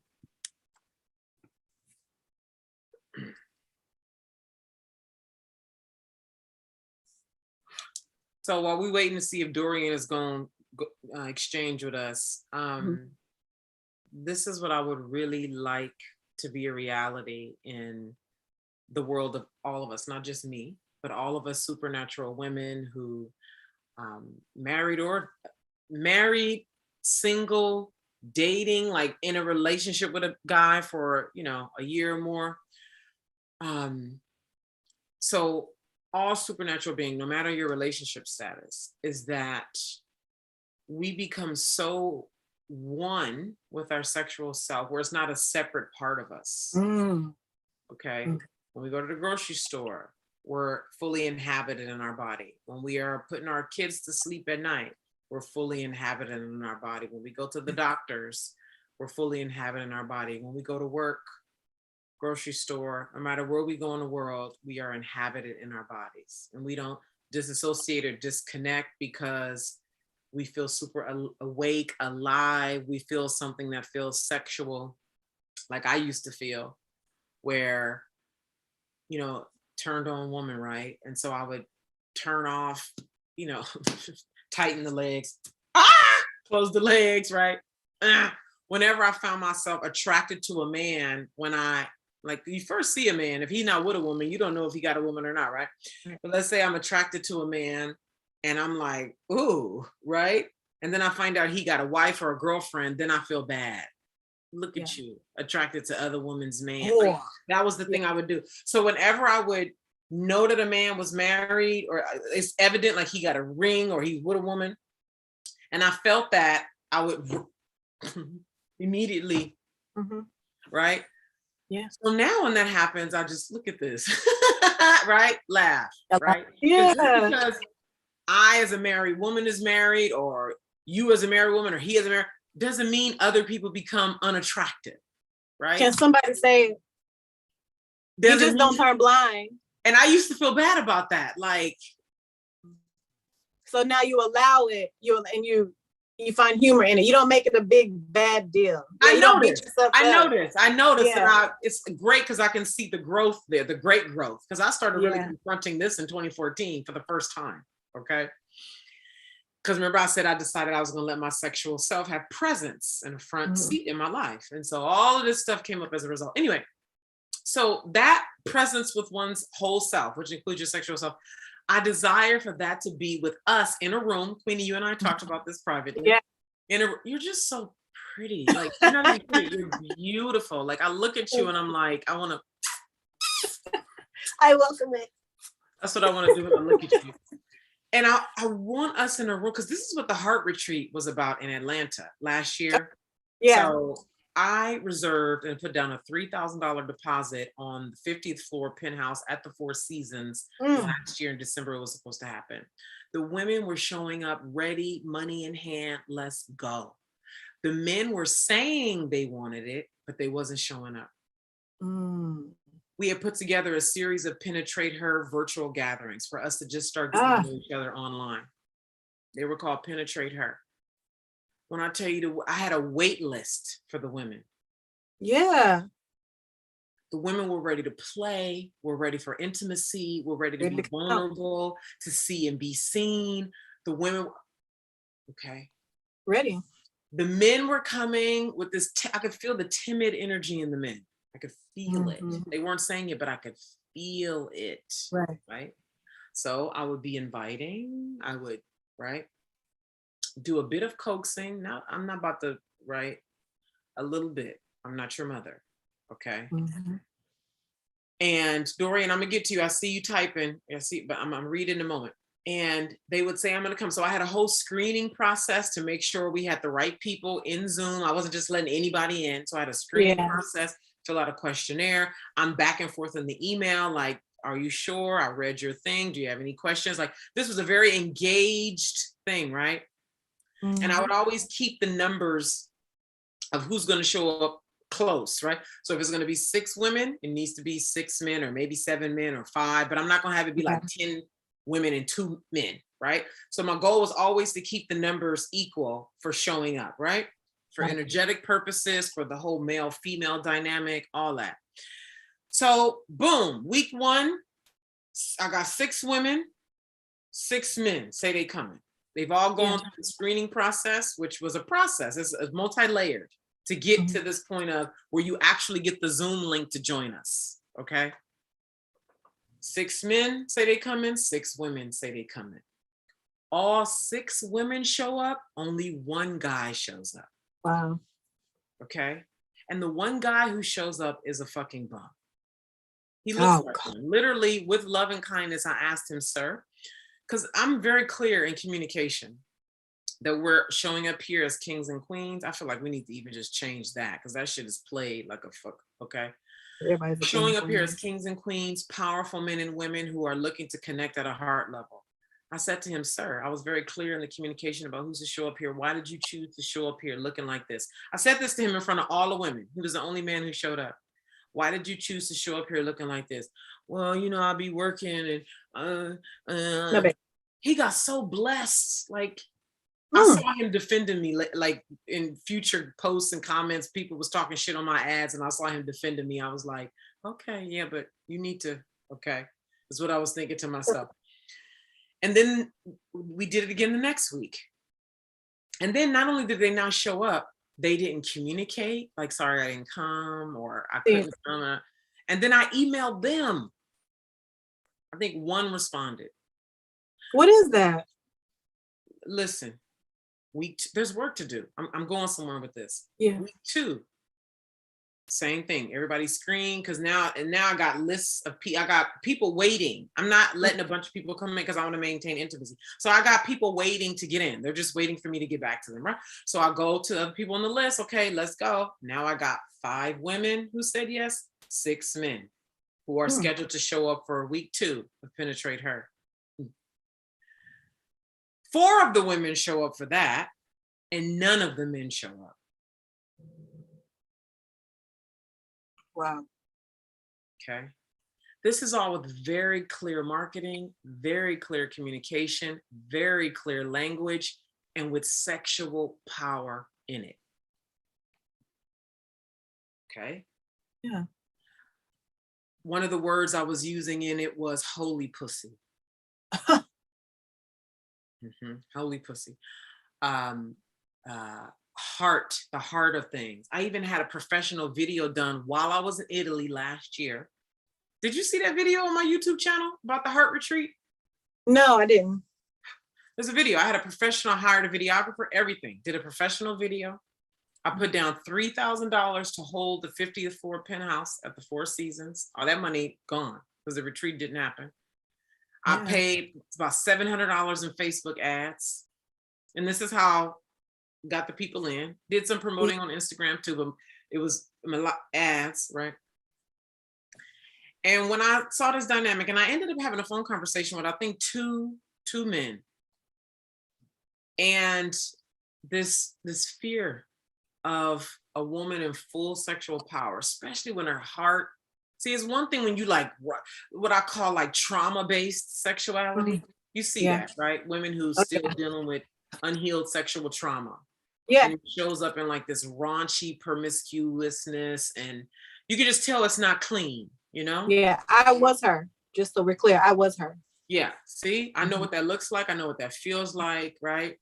Then when you heal your sexual trauma and you actually explore yourself, your raw primal self, without judgment, without shame, which a lot of people can't do who's married, because you've already made these agreements, psychic and verbal and nonverbal, about what's allowed in this marriage.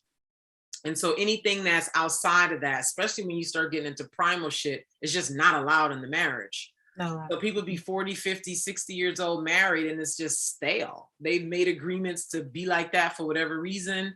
And right? Yes.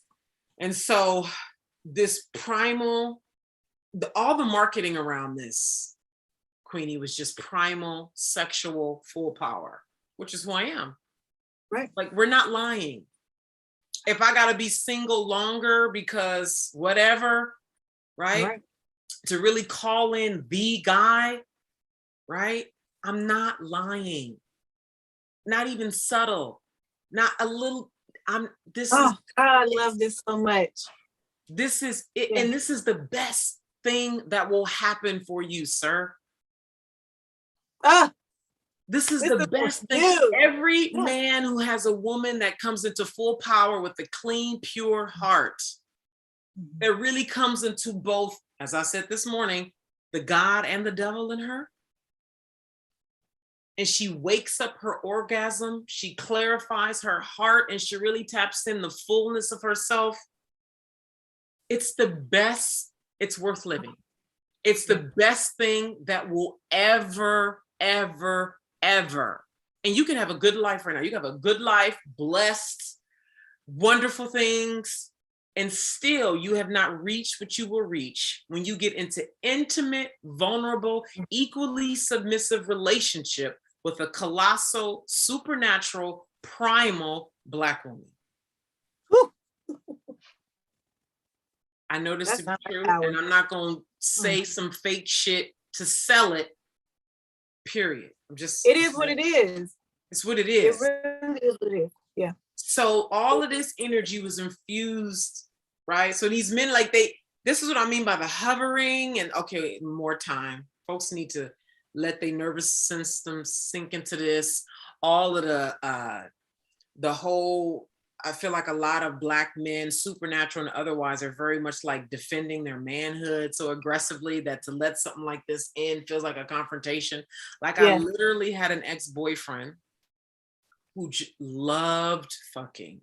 We both did. Sex was very good, right? And one day I asked him to just look at my pussy. We just look at it. I'm just gonna lay here and I just want you to look at it and tell me what you see.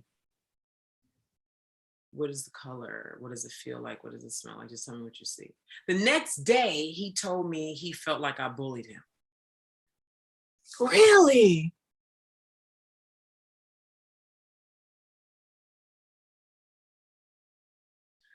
This is what I mean by the Black supernatural male really requires a nuanced, delicate engagement, because the wiring and the programming, religious or otherwise, right? Like just the male dynamic, how they talk with their friends, the way the ego is hardwired into their system, the way they move about earth, the way they see themselves, that in harmony with the primal full power woman is programmed to be in disagreement.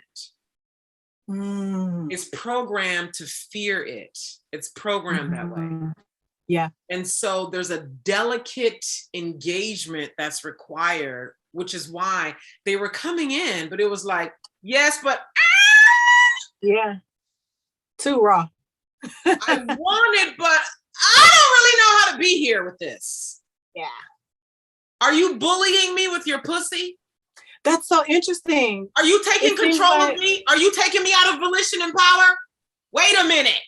He felt dominated when he should have been feeling empowered. He should have taken that and told you what he saw. And this is a man, we were living together. We were having regular, really good sex. Like,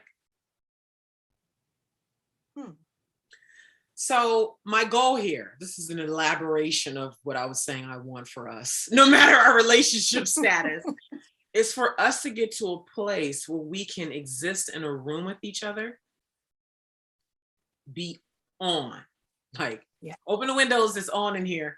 Yes. Right? Once again, it's on. We can be on the 50th floor penthouse suite at the Four Seasons, lit up, on, and that's just normal. Yeah. That's just how we do. We just vibing. We doing business deals in that energy. We hugging each other without tripping. We just like, oh, you got that big dick energy going on. Like, you know what I mean? Like, he can look at you and be like, and you ain't tripping, and you know what I mean? Like, it's like, it's just clean. Like, it got to be clean. And I'm telling you, intimacy, I went on tour. It was called Better Sex and Deeper Intimacy. This was in 2014. It was called Better Sex and Deeper Intimacy. And my tagline, my like opening statement, when I'm talking to a room of people, my opening statement was, honesty is the highest form of intimacy. Okay. Oof. Honesty is the highest form of intimacy. I had to let that marinate for a second. Honesty is the highest form of intimacy. That's it right there. Honesty is the highest form of intimacy.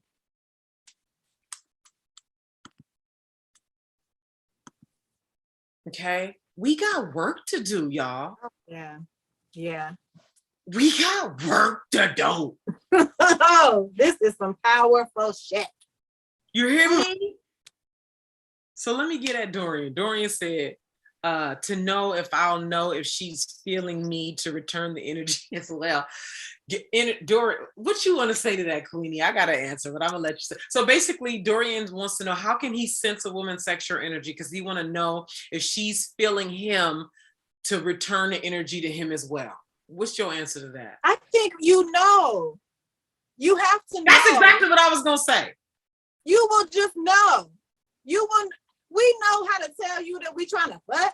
Yeah. We know how to show you with our eyes, with our body language. We know. Even the shyest of women know how to communicate with a man without saying a word. You will know. You will know. And it's an energy game. Isn't that, Naima? Girl, we getting t-shirts made. Let me write this down. It's the energy game. You know when somebody want to fuck, but you or even just want to talk. How about that? Yeah. It really is an energy game. And you know when she doesn't. Take it, Naima. Yes, you know. Intimacy is the highest. I mean, honesty is the highest form of intimacy. I'm getting ready to read your comments, Dorian. I can't see it. Let me see. To know, knowing the same energy, and that's and then we will click. If not, then I'm not the one it have it. Okay. He wasn't ready to answer that question about the pussy. He had to take it slow. Sounds rushed. What sounds rushed about him You looking mean the at boy, your ex-boyfriend, your ex-husband? Yeah, I He think felt. so. He had to take it slow. Boy, we have been, I don't know if you talking about that. So pardon me if what I'm getting ready to say is not in relation to that. But I'm thinking you're talking about the time I asked my ex-boyfriend to just look at my pussy. I'm gonna lay back naked and just tell me what you see. And he had to take it slow. It was slow. Is that a way of saying that he was intimidated though? Is that a way Yeah. of saying that she intimidated him? Yeah, I mean, that's what it felt like essentially, like that level of connection. Because people could be having sex all the time, all kind of sex, and there's still no intimacy involved. You see what I'm saying? And I was ready for a deep, huh? That's so true. Yeah. That's what we were talking about earlier, just not knowing your power, so you're passing it out. You don't know your power. Yeah. Yeah, so you don't know that there's an intimacy that needs to happen. We could be married, having sex 4 times a week. I could be climaxing or not. That does not mean we're intimate. Like, this shit is layered. Yeah. So men think that because a woman lets you fuck her, nut in her regularly, that y'all intimate. No. That ain't it. Until you know what's in that woman's heart, what's in her dark side, what's her erotic self, you don't know that woman. That God and devil side we were talking about earlier. The one you were talking about earlier. You could be nutting all over her face. She could be sucking your dick to sleep. That do not mean y'all intimate. Okay? So when I asked him to look at my pussy, I was looking for a higher form of intimacy. And he wasn't yet ready for that. Well, he did it. Yeah. And he was honest enough to share with me the next day that he felt like I was bullying him. But then he fell in love with me. Like, I was constantly asking for more intimacy, and he did it. He might begrudgingly do it and give me some attitude or whatnot. But he did not want to be without me. We literally actually just had a conversation about a month ago. And I was like, this nigga he ain't grown. He ain't. Nah. Still back there. He still want the power. He want the access. He sees my growth. He like, come on, just come out here, please. Just come out here. Just come out, because he's in. So even when he wrote you the next day and said that he felt bullied, see, that's that submission. No, he didn't write me. We were living together. We were in the kitchen. He was cooking. So he wasn't willing to meet that submission that's required that we talked about earlier. No, he did it. He looked. He told me what he saw. We did all that. So he engaged. I'm just saying the next day he told me he felt like he was bullied. But I wonder why he felt like that. Well, it was the whole intimidation thing and feeling like, I think you'd rather hear it from his mouth, right? Yeah, from a man's perspective, what would intimidate you for a woman to ask you that? What would That's what I would love to know from a man. Oh, that would be good from a man. Right? These are the conversations that are necessary. What up, Shadow Music? You see? This is what I mean, like the layers that's required. But this is what I am excited for us to do, so we can all exist in a space together to create these worlds. Because we're not what we keep saying we want. Like, you keep seeing spiritual teachers on the internet talk about community and us coming together, and they talk about it in a way that's like, I don't know who you talking to. I don't know who you talking to. But where I live, people who are truly supernatural and spiritual are dynamic ass motherfuckers. Primal as fuck when we start telling the truth. And when we start opening our hearts and we get in the room, that shit gonna be hot. And all of the unconscious shit comes up. And all the primal shit comes up, married or not. Okay? And is that allowed in this space? Or do I gotta perform some kind of divine shit that look a certain way? And no, this is home, baby, for the fullness. This is home for the fullness. Yeah, your true self, that Wakanda energy, that's gonna be in that room. That's that energy, that powerful energy. I like when you said you're not hiding anymore. We're not hiding anymore. Not even a little bit, because I know how to be subtle. I know how to like hide a little, like that game of like 99% is torturous. Mm-hmm. That 99% gain is torturous. You like, I'm mostly in, I'm listen. And you doing all the things, you saying all the right things, you showing up, you doing all, but you know, it's that little bit that you really supposed to do to take it over the edge, doing all this, but that real it thing you're not doing, death, suicide. Mm-hmm. What you call, what's that word with a P? Where you not going all, it's purgatory. Yeah, purgatory. Literally in limbo, stuck. That 99% is a killer. Because that 1% will choke and have you act, because you know, even if don't know, even everybody else sees you as the supreme, you know. Yeah. Okay. You're welcome, Dorian. You're very welcome. Dorian said, thank you, ladies. Highly appreciate y'all. You're welcome, Dorian. All righty, girl. We've been here an hour and 46 minutes. Really? Good Lord. That was good. This is how orgasm do. Yes. Girl, yes, this is why we need to tap into them. Yeah. I could tell you, you know what I mean? Look at Shadow Music said, I want to build Wakanda. Do you know the power it takes to literally build? See, we be having grandiose ass dreams about shit, don't we? Yeah. We be having grandiose ass. That's the brilliance and the excellence of people in power. Do you know how many people are going to have to not like you? Do you know how many difficult decisions you're going to have to make? Do you know how much you're going to have to rupture your comfort zone? Rupture. I've known you for a short period of time, and I have ascended the trajectory of my life. Just 2 weeks ago, I'm different. I remember first talking to you, and I'm like, I can't say those things out loud. You know, we're not allowed to talk about those things. And I'm like, hold the fuck up. That's the problem. Right there. It's holding your power back. You don't even recognize that blockage is holding your power back. And your spirit's tired. That's why you're attracted here. Tired of hiding. I know I'm tired of hiding. And so y'all keep talking. Listen, you want the power, you need to be working with me, period. Like, I love you for real. You showed me today. You showed me today. It was not a money thing. It's not a money thing. When I said, I don't feel like you see me and being seen is important to me, you said, we're going to be late to my 1 o'clock class. And I was like, oh, okay. You're going to take the time to take me off the ledge, because I was going to jump. I was like, man, this is scary. It's fast. I know it's the right thing for me to do, but I'm uncomfortable. Yeah. And when I got into that arrogant witch group and all those girls are in there uncomfortable and they're like, I want to work with you and I want to work with this person. I'm like, it's not just me, y'all. It's not just you. It is not just you. So the right community to build, and for me, like I told you, I was in another group. It had to be Black. Mm-hmm. It had to be Black women for me, because I feel like only another Black woman would hear my stories. And we got that community after all this time. You guys,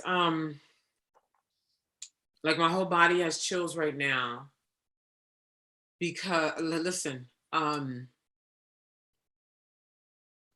the work that I engage in off camera that y'all ain't gonna never see, for me to really be able to hold this pole for y'all, for all of us, because it's not even just about y'all, it's about those who are coming, okay? Mm-hmm. Younger people, older people, the pole that I'm required to hold, the pole that I was required to hold in this program, where when I tell you the level of stop that I was getting, for stop being that, stop, and that's what we've been getting, don't be that. I'm uncomfortable with you being that. That's what they were telling me directly. You're making me uncomfortable. Yeah. And the work I do, this camera shit is not, this camera shit is the result of what I do privately. Me being able to work with Queenie Rachel, Nakia, you saw it at work inside of the half day VIP day last week. Woo. You saw it at work. Powerful. That was my first day.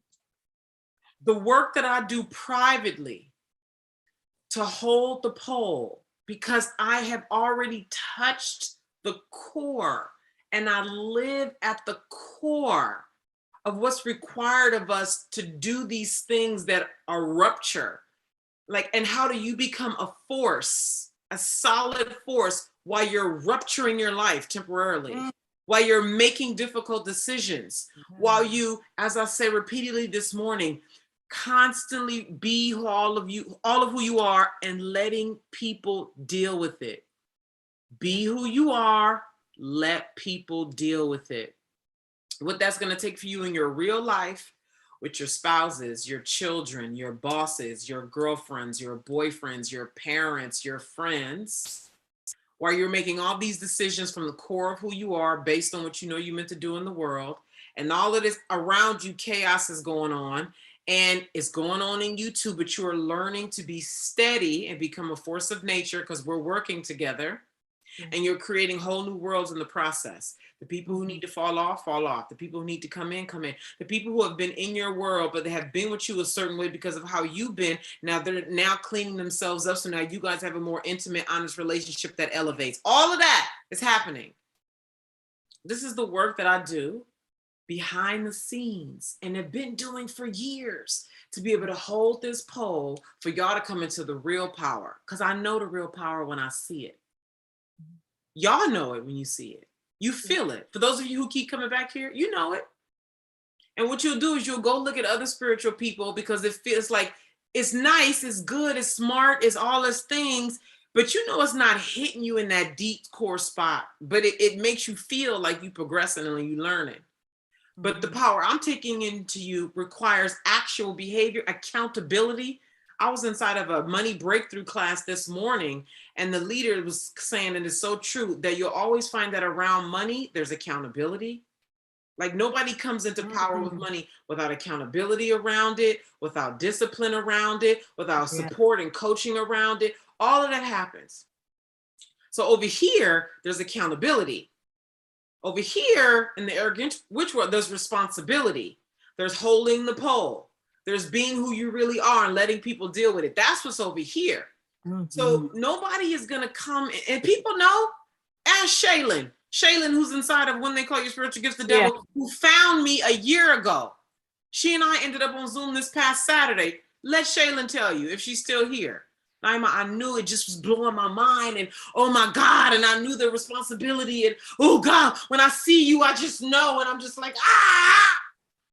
I remember the first time I wrote you, I said, I'm going to be honest because I think you can see me. You remember that in DM? I said, I'd watched your YouTubes, and I said, this girl right here, it was like, this is who I've been looking for. The community that she's talking about.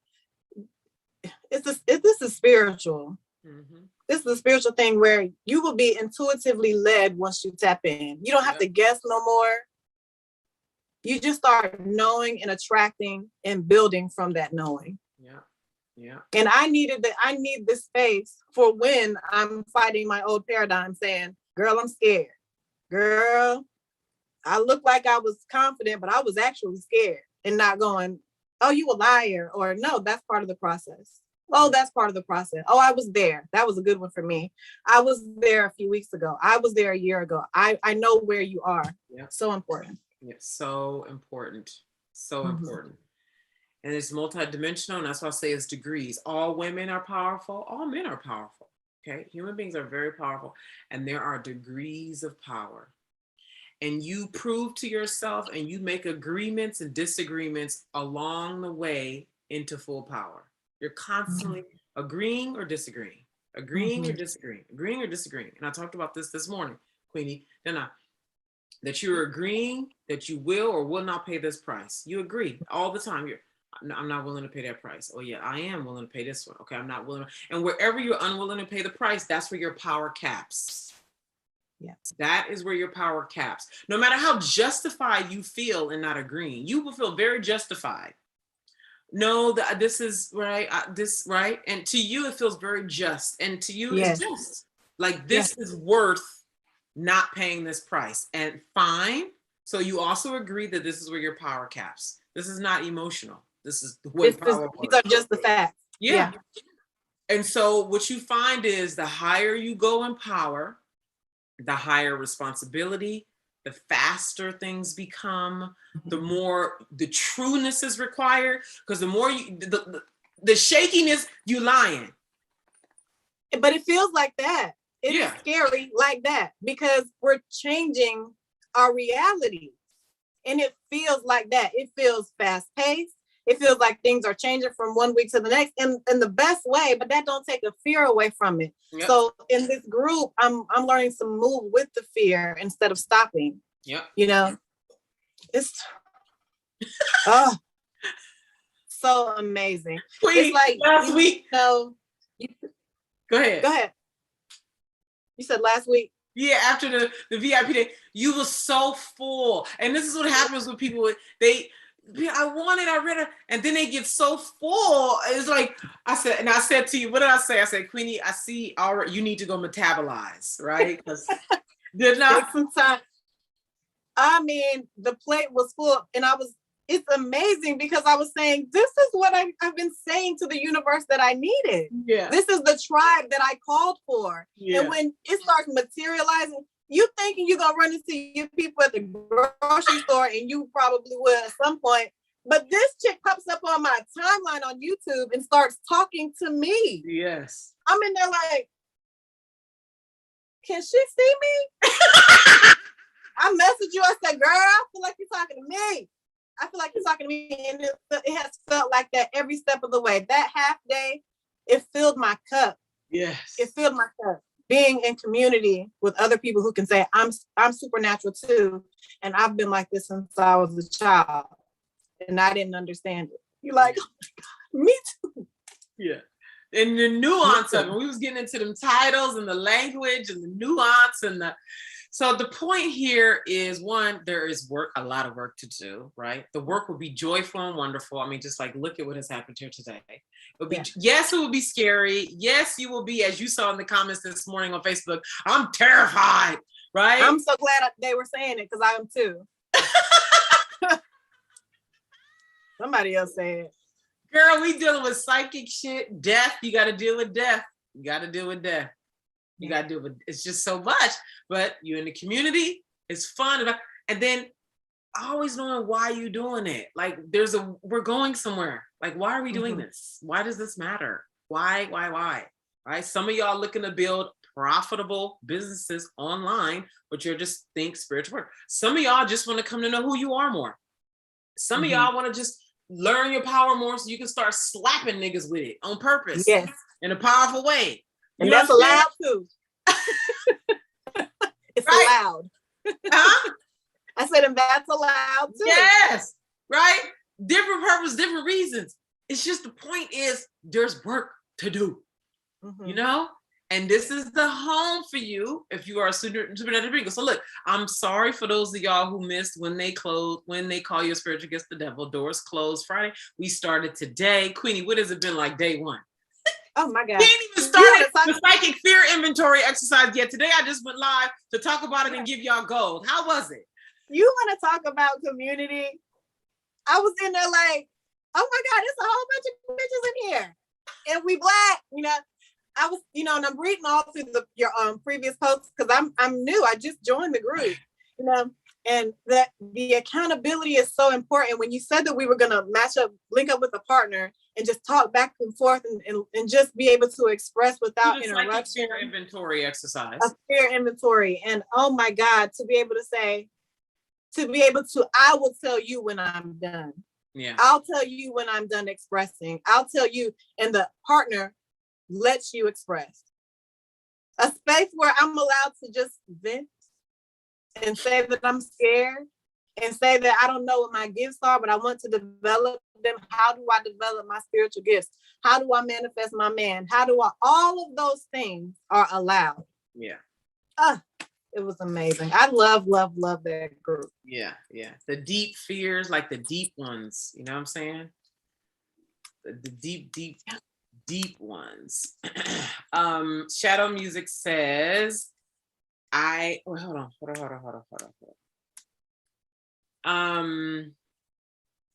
Hold on. I go off on my own adventures, but I always come back here to see Witch Naima. I get inspiration to continue fighting for what I want. And you're alone. That's part of the issue. You're alone. But see, here's the thing. And correct me if I'm wrong, Shadow Music. This is really just me reading you online. And it's a gift that I even care enough, that I even pay enough attention enough to even read you online. Okay? Out of all the people I could be reading, I chose to read you. You're working alone. Okay? You and I just want to be clear. Shadow Music and I have never had a phone conversation, but you have showed up. You have made it a point to make your presence felt in my orbit. I have felt it. I have chosen to tune into it, and you're working alone. This is part of the problem. Okay? Good for you that you can go off on your adventures alone and do whatever is actually necessary for you to do alone, because there is a place and time for aloneness. Your own, things we like to do by ourselves with our own thoughts and feelings. There's a place for that. That's necessary. Please like the video, subscribe to the channel, share. Y'all know people who need this, share it and turn on notifications. So, and Shadow Music, your power will amplify.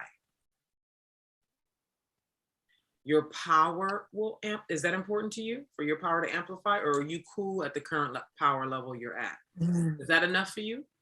If it's enough for you, okay, ignore everything I'm getting ready to say. If you're ready for the next multiple levels of power, not just the next level, the next multiple levels of power, I'm going to tell you something that you already know. You need to be in the Arrogant Witch community yesterday.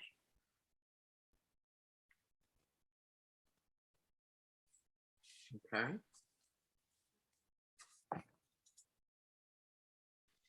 So in closing, Queenie, what would you like to share, if anything?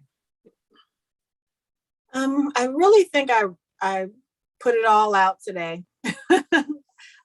I hope that you all will just trust your intuition and transition yourselves into the Arrogant Witch community. You will find me there. We can do this together. You're supposed to be scared. It's supposed to be uncomfortable. It's supposed to be frightening. It's supposed to be thrilling. All of these things. Thrilling, yes. Thrilling. There's a place for you. There's a table for you in the Arrogant Witch community. And I hope y'all join me. I hope you join me in Naima. Yes, yes, yes. There's a lot of work to do, you guys, everybody watching. There's a lot of work to do. There's a lot of growth to do. We are going to grow together. It's nourishing when it's together. It's rewarding and fulfilling when it's together. Pussy wets, dick hards is allowed. Just because my pussy wet don't mean I want to fuck you. It don't mean, he want to fuck you. When you get erotic and you really start inhabiting your body fully, this stuff naturally happens. We just got told that, all kind nasty of shit on it. You know what I'm saying? Yeah. But when we start really waking up, you just be wet, period. Turned on. You just be on your dick. You just, you know what I mean? And and this gonna get your fucking testosterone up too.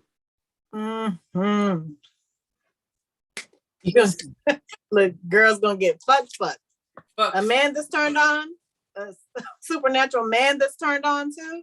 And that's clean in it, and not just like nigga can't even stand straight because he not standing in his own erotic power cleanly, And you gotta be willing to be vulnerable to grow into that. You gotta be willing to be submissive and soft to grow into that. Now that's key. And I think that's probably where a lot of us struggle, because we were not taught as Black women to be submissive and soft. I'm talking to the men when I say submissive and soft, but yeah, the women too. Oh, the men, and the men definitely. I mean, submissive and soft men, it's like a unicorn, but they're out here. Yeah. But there's no space except for in this community. Yeah. So that is absolutely necessary. You're not going to come into no clean power as a male. What do you hear when I say clean power? Because to me, I know exactly what I mean. What do you hear, Queenie, as a woman, when I say clean power? So when I hear clean power, it makes me think of authenticity, no matter what it looks like, no matter what it sounds like. You know my subject. I was bound by I love sex. I'm highly sexed, Napoleon Hill, and I treated that as a blockage, and that blockage that I created, it made it unclean. Yeah. See, that's it. And so we see men, all right, let me speak for myself. I see men online who are spiritual teachers. You see them out there, there's plenty of them, right? Who got spiritual videos on YouTube and they sharing whatever. But you can see, I can see. I can see where the power is missing, the wholeness, okay? Like whole, full, I'm looking for full, clean, fully inhabited power, okay? That's what I desire to see in Black supernatural males, where you can see where he has wrung himself through behind the scenes, because I can see that on camera, where he has wrung himself through behind the scenes at a heart level. He has wrung himself through, like he has had the experiences in life that has wrung him through his dark parts, really. Not just in his head, but experience. Experience works you. Like what we had this morning, that was a working through a real life experience.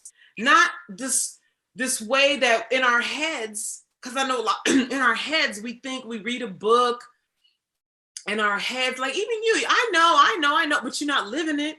See? Right, it had to cheer me up. Yeah, I'm looking to see the integration in your way of being. Like I can just see where there's a lot of like pompous, it's either like, this is how it typically appears online. It's either like big king energy, and it's very performative and okay, or it's like Buddha energy. Yes. Yes. And it's performative Buddha energy. And if you get into any kind of pussy conversation with this nigga, he gone. Okay. And I'm not to clown. I'm just really, this is where we go. Like if we don't deal with this, we're not coming into the community and the creation that we all keep hollering about, but we don't actually see nobody creating. Okay.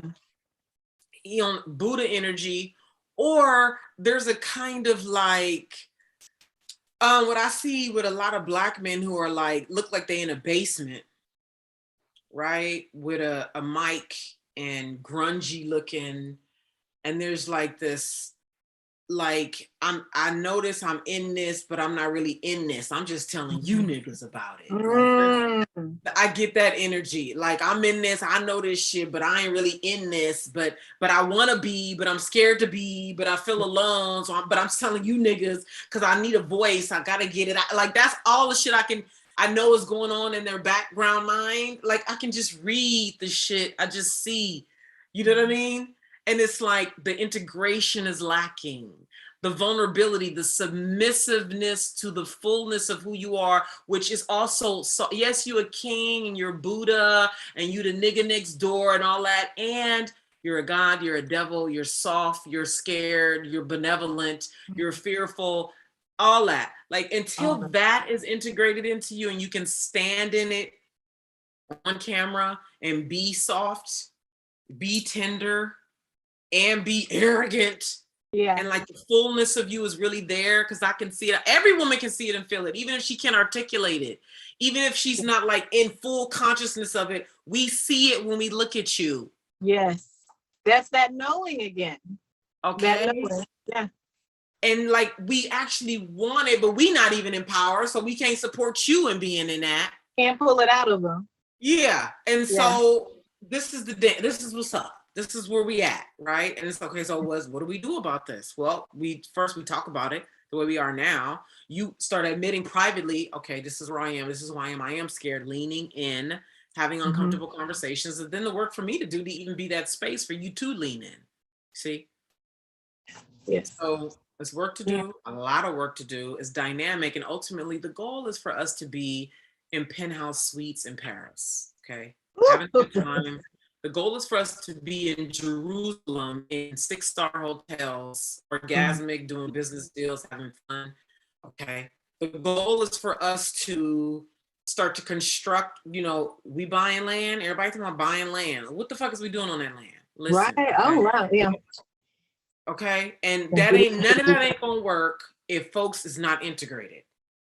If you're not claiming the fact that you God and the devil online cleanly, I can't fuck with you like that.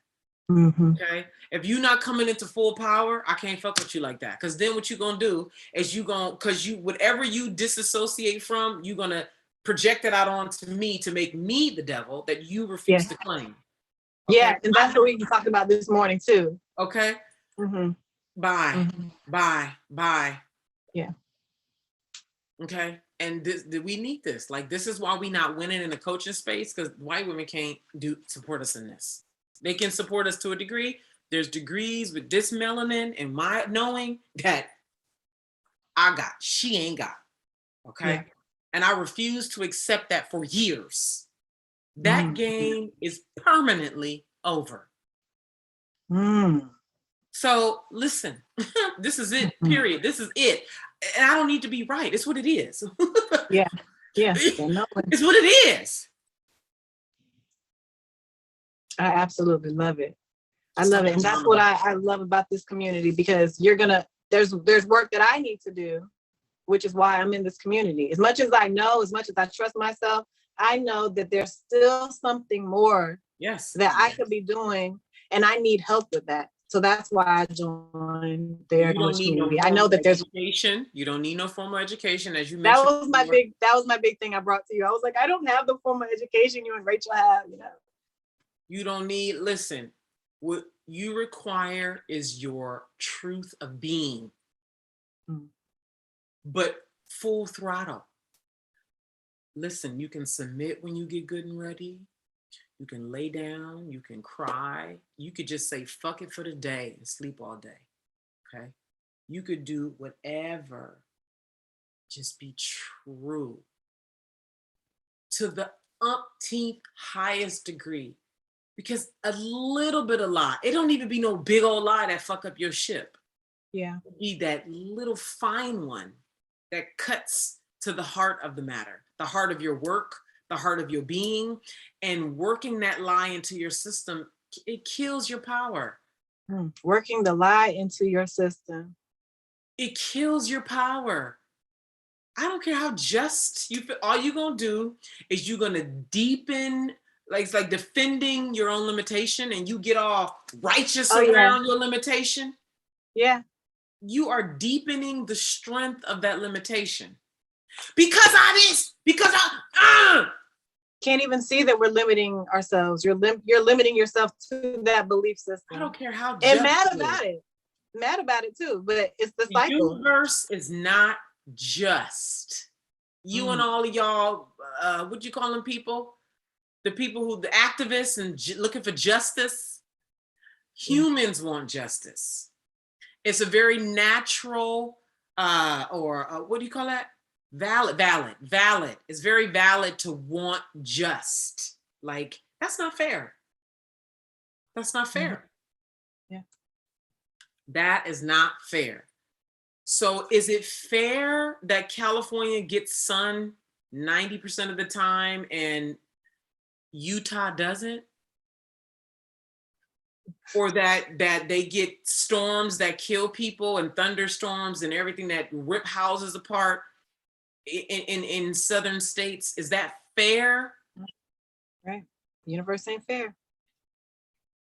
Is it fair that white men get immediately, people's unconscious just respects white men because of the systems that work, and a black woman gets looked at differently, or a black man gets, is that fair?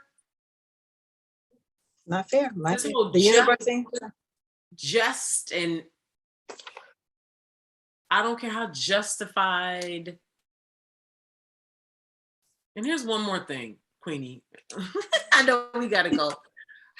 What is divine order to you? Oh, divine order.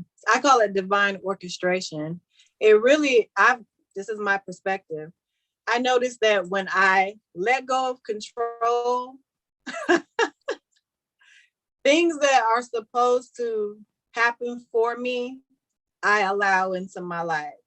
And where I don't have to control it anymore, I trust the process, and I trust that if this has happened to me or this came into my life, it's for my good. Divine orchestration is something that I had a hard time accepting because I would react to the 3D. I would react to what's happening in front of me. Divine orchestration, when you know that you're being led. Yeah. Because of how long we've already been here, we done. Okay. Okay, we're done. I gotta go get my kids in 10 minutes. We gotta be done. You know, we could do this forever. Lots of love. Thank you so much. Thank you, Naima. I mean, we're gonna talk again because that beginning, you freed me. Yeah. You freed me. Thank you, Naima. Thank you. It is an honor, a pleasure, a thrill. One of my favorite words, a thrill. I again remind you all that I am here every Monday at 1 p.m. Eastern. Please like the video, share and subscribe to the channel. If you want more, do that because the algorithms see that and they have people like Queenie show it, see it, and boom, we spread and build up what's required to be built here. You're welcome, Shadow Music and everybody else, and lots of love. Thank you so much.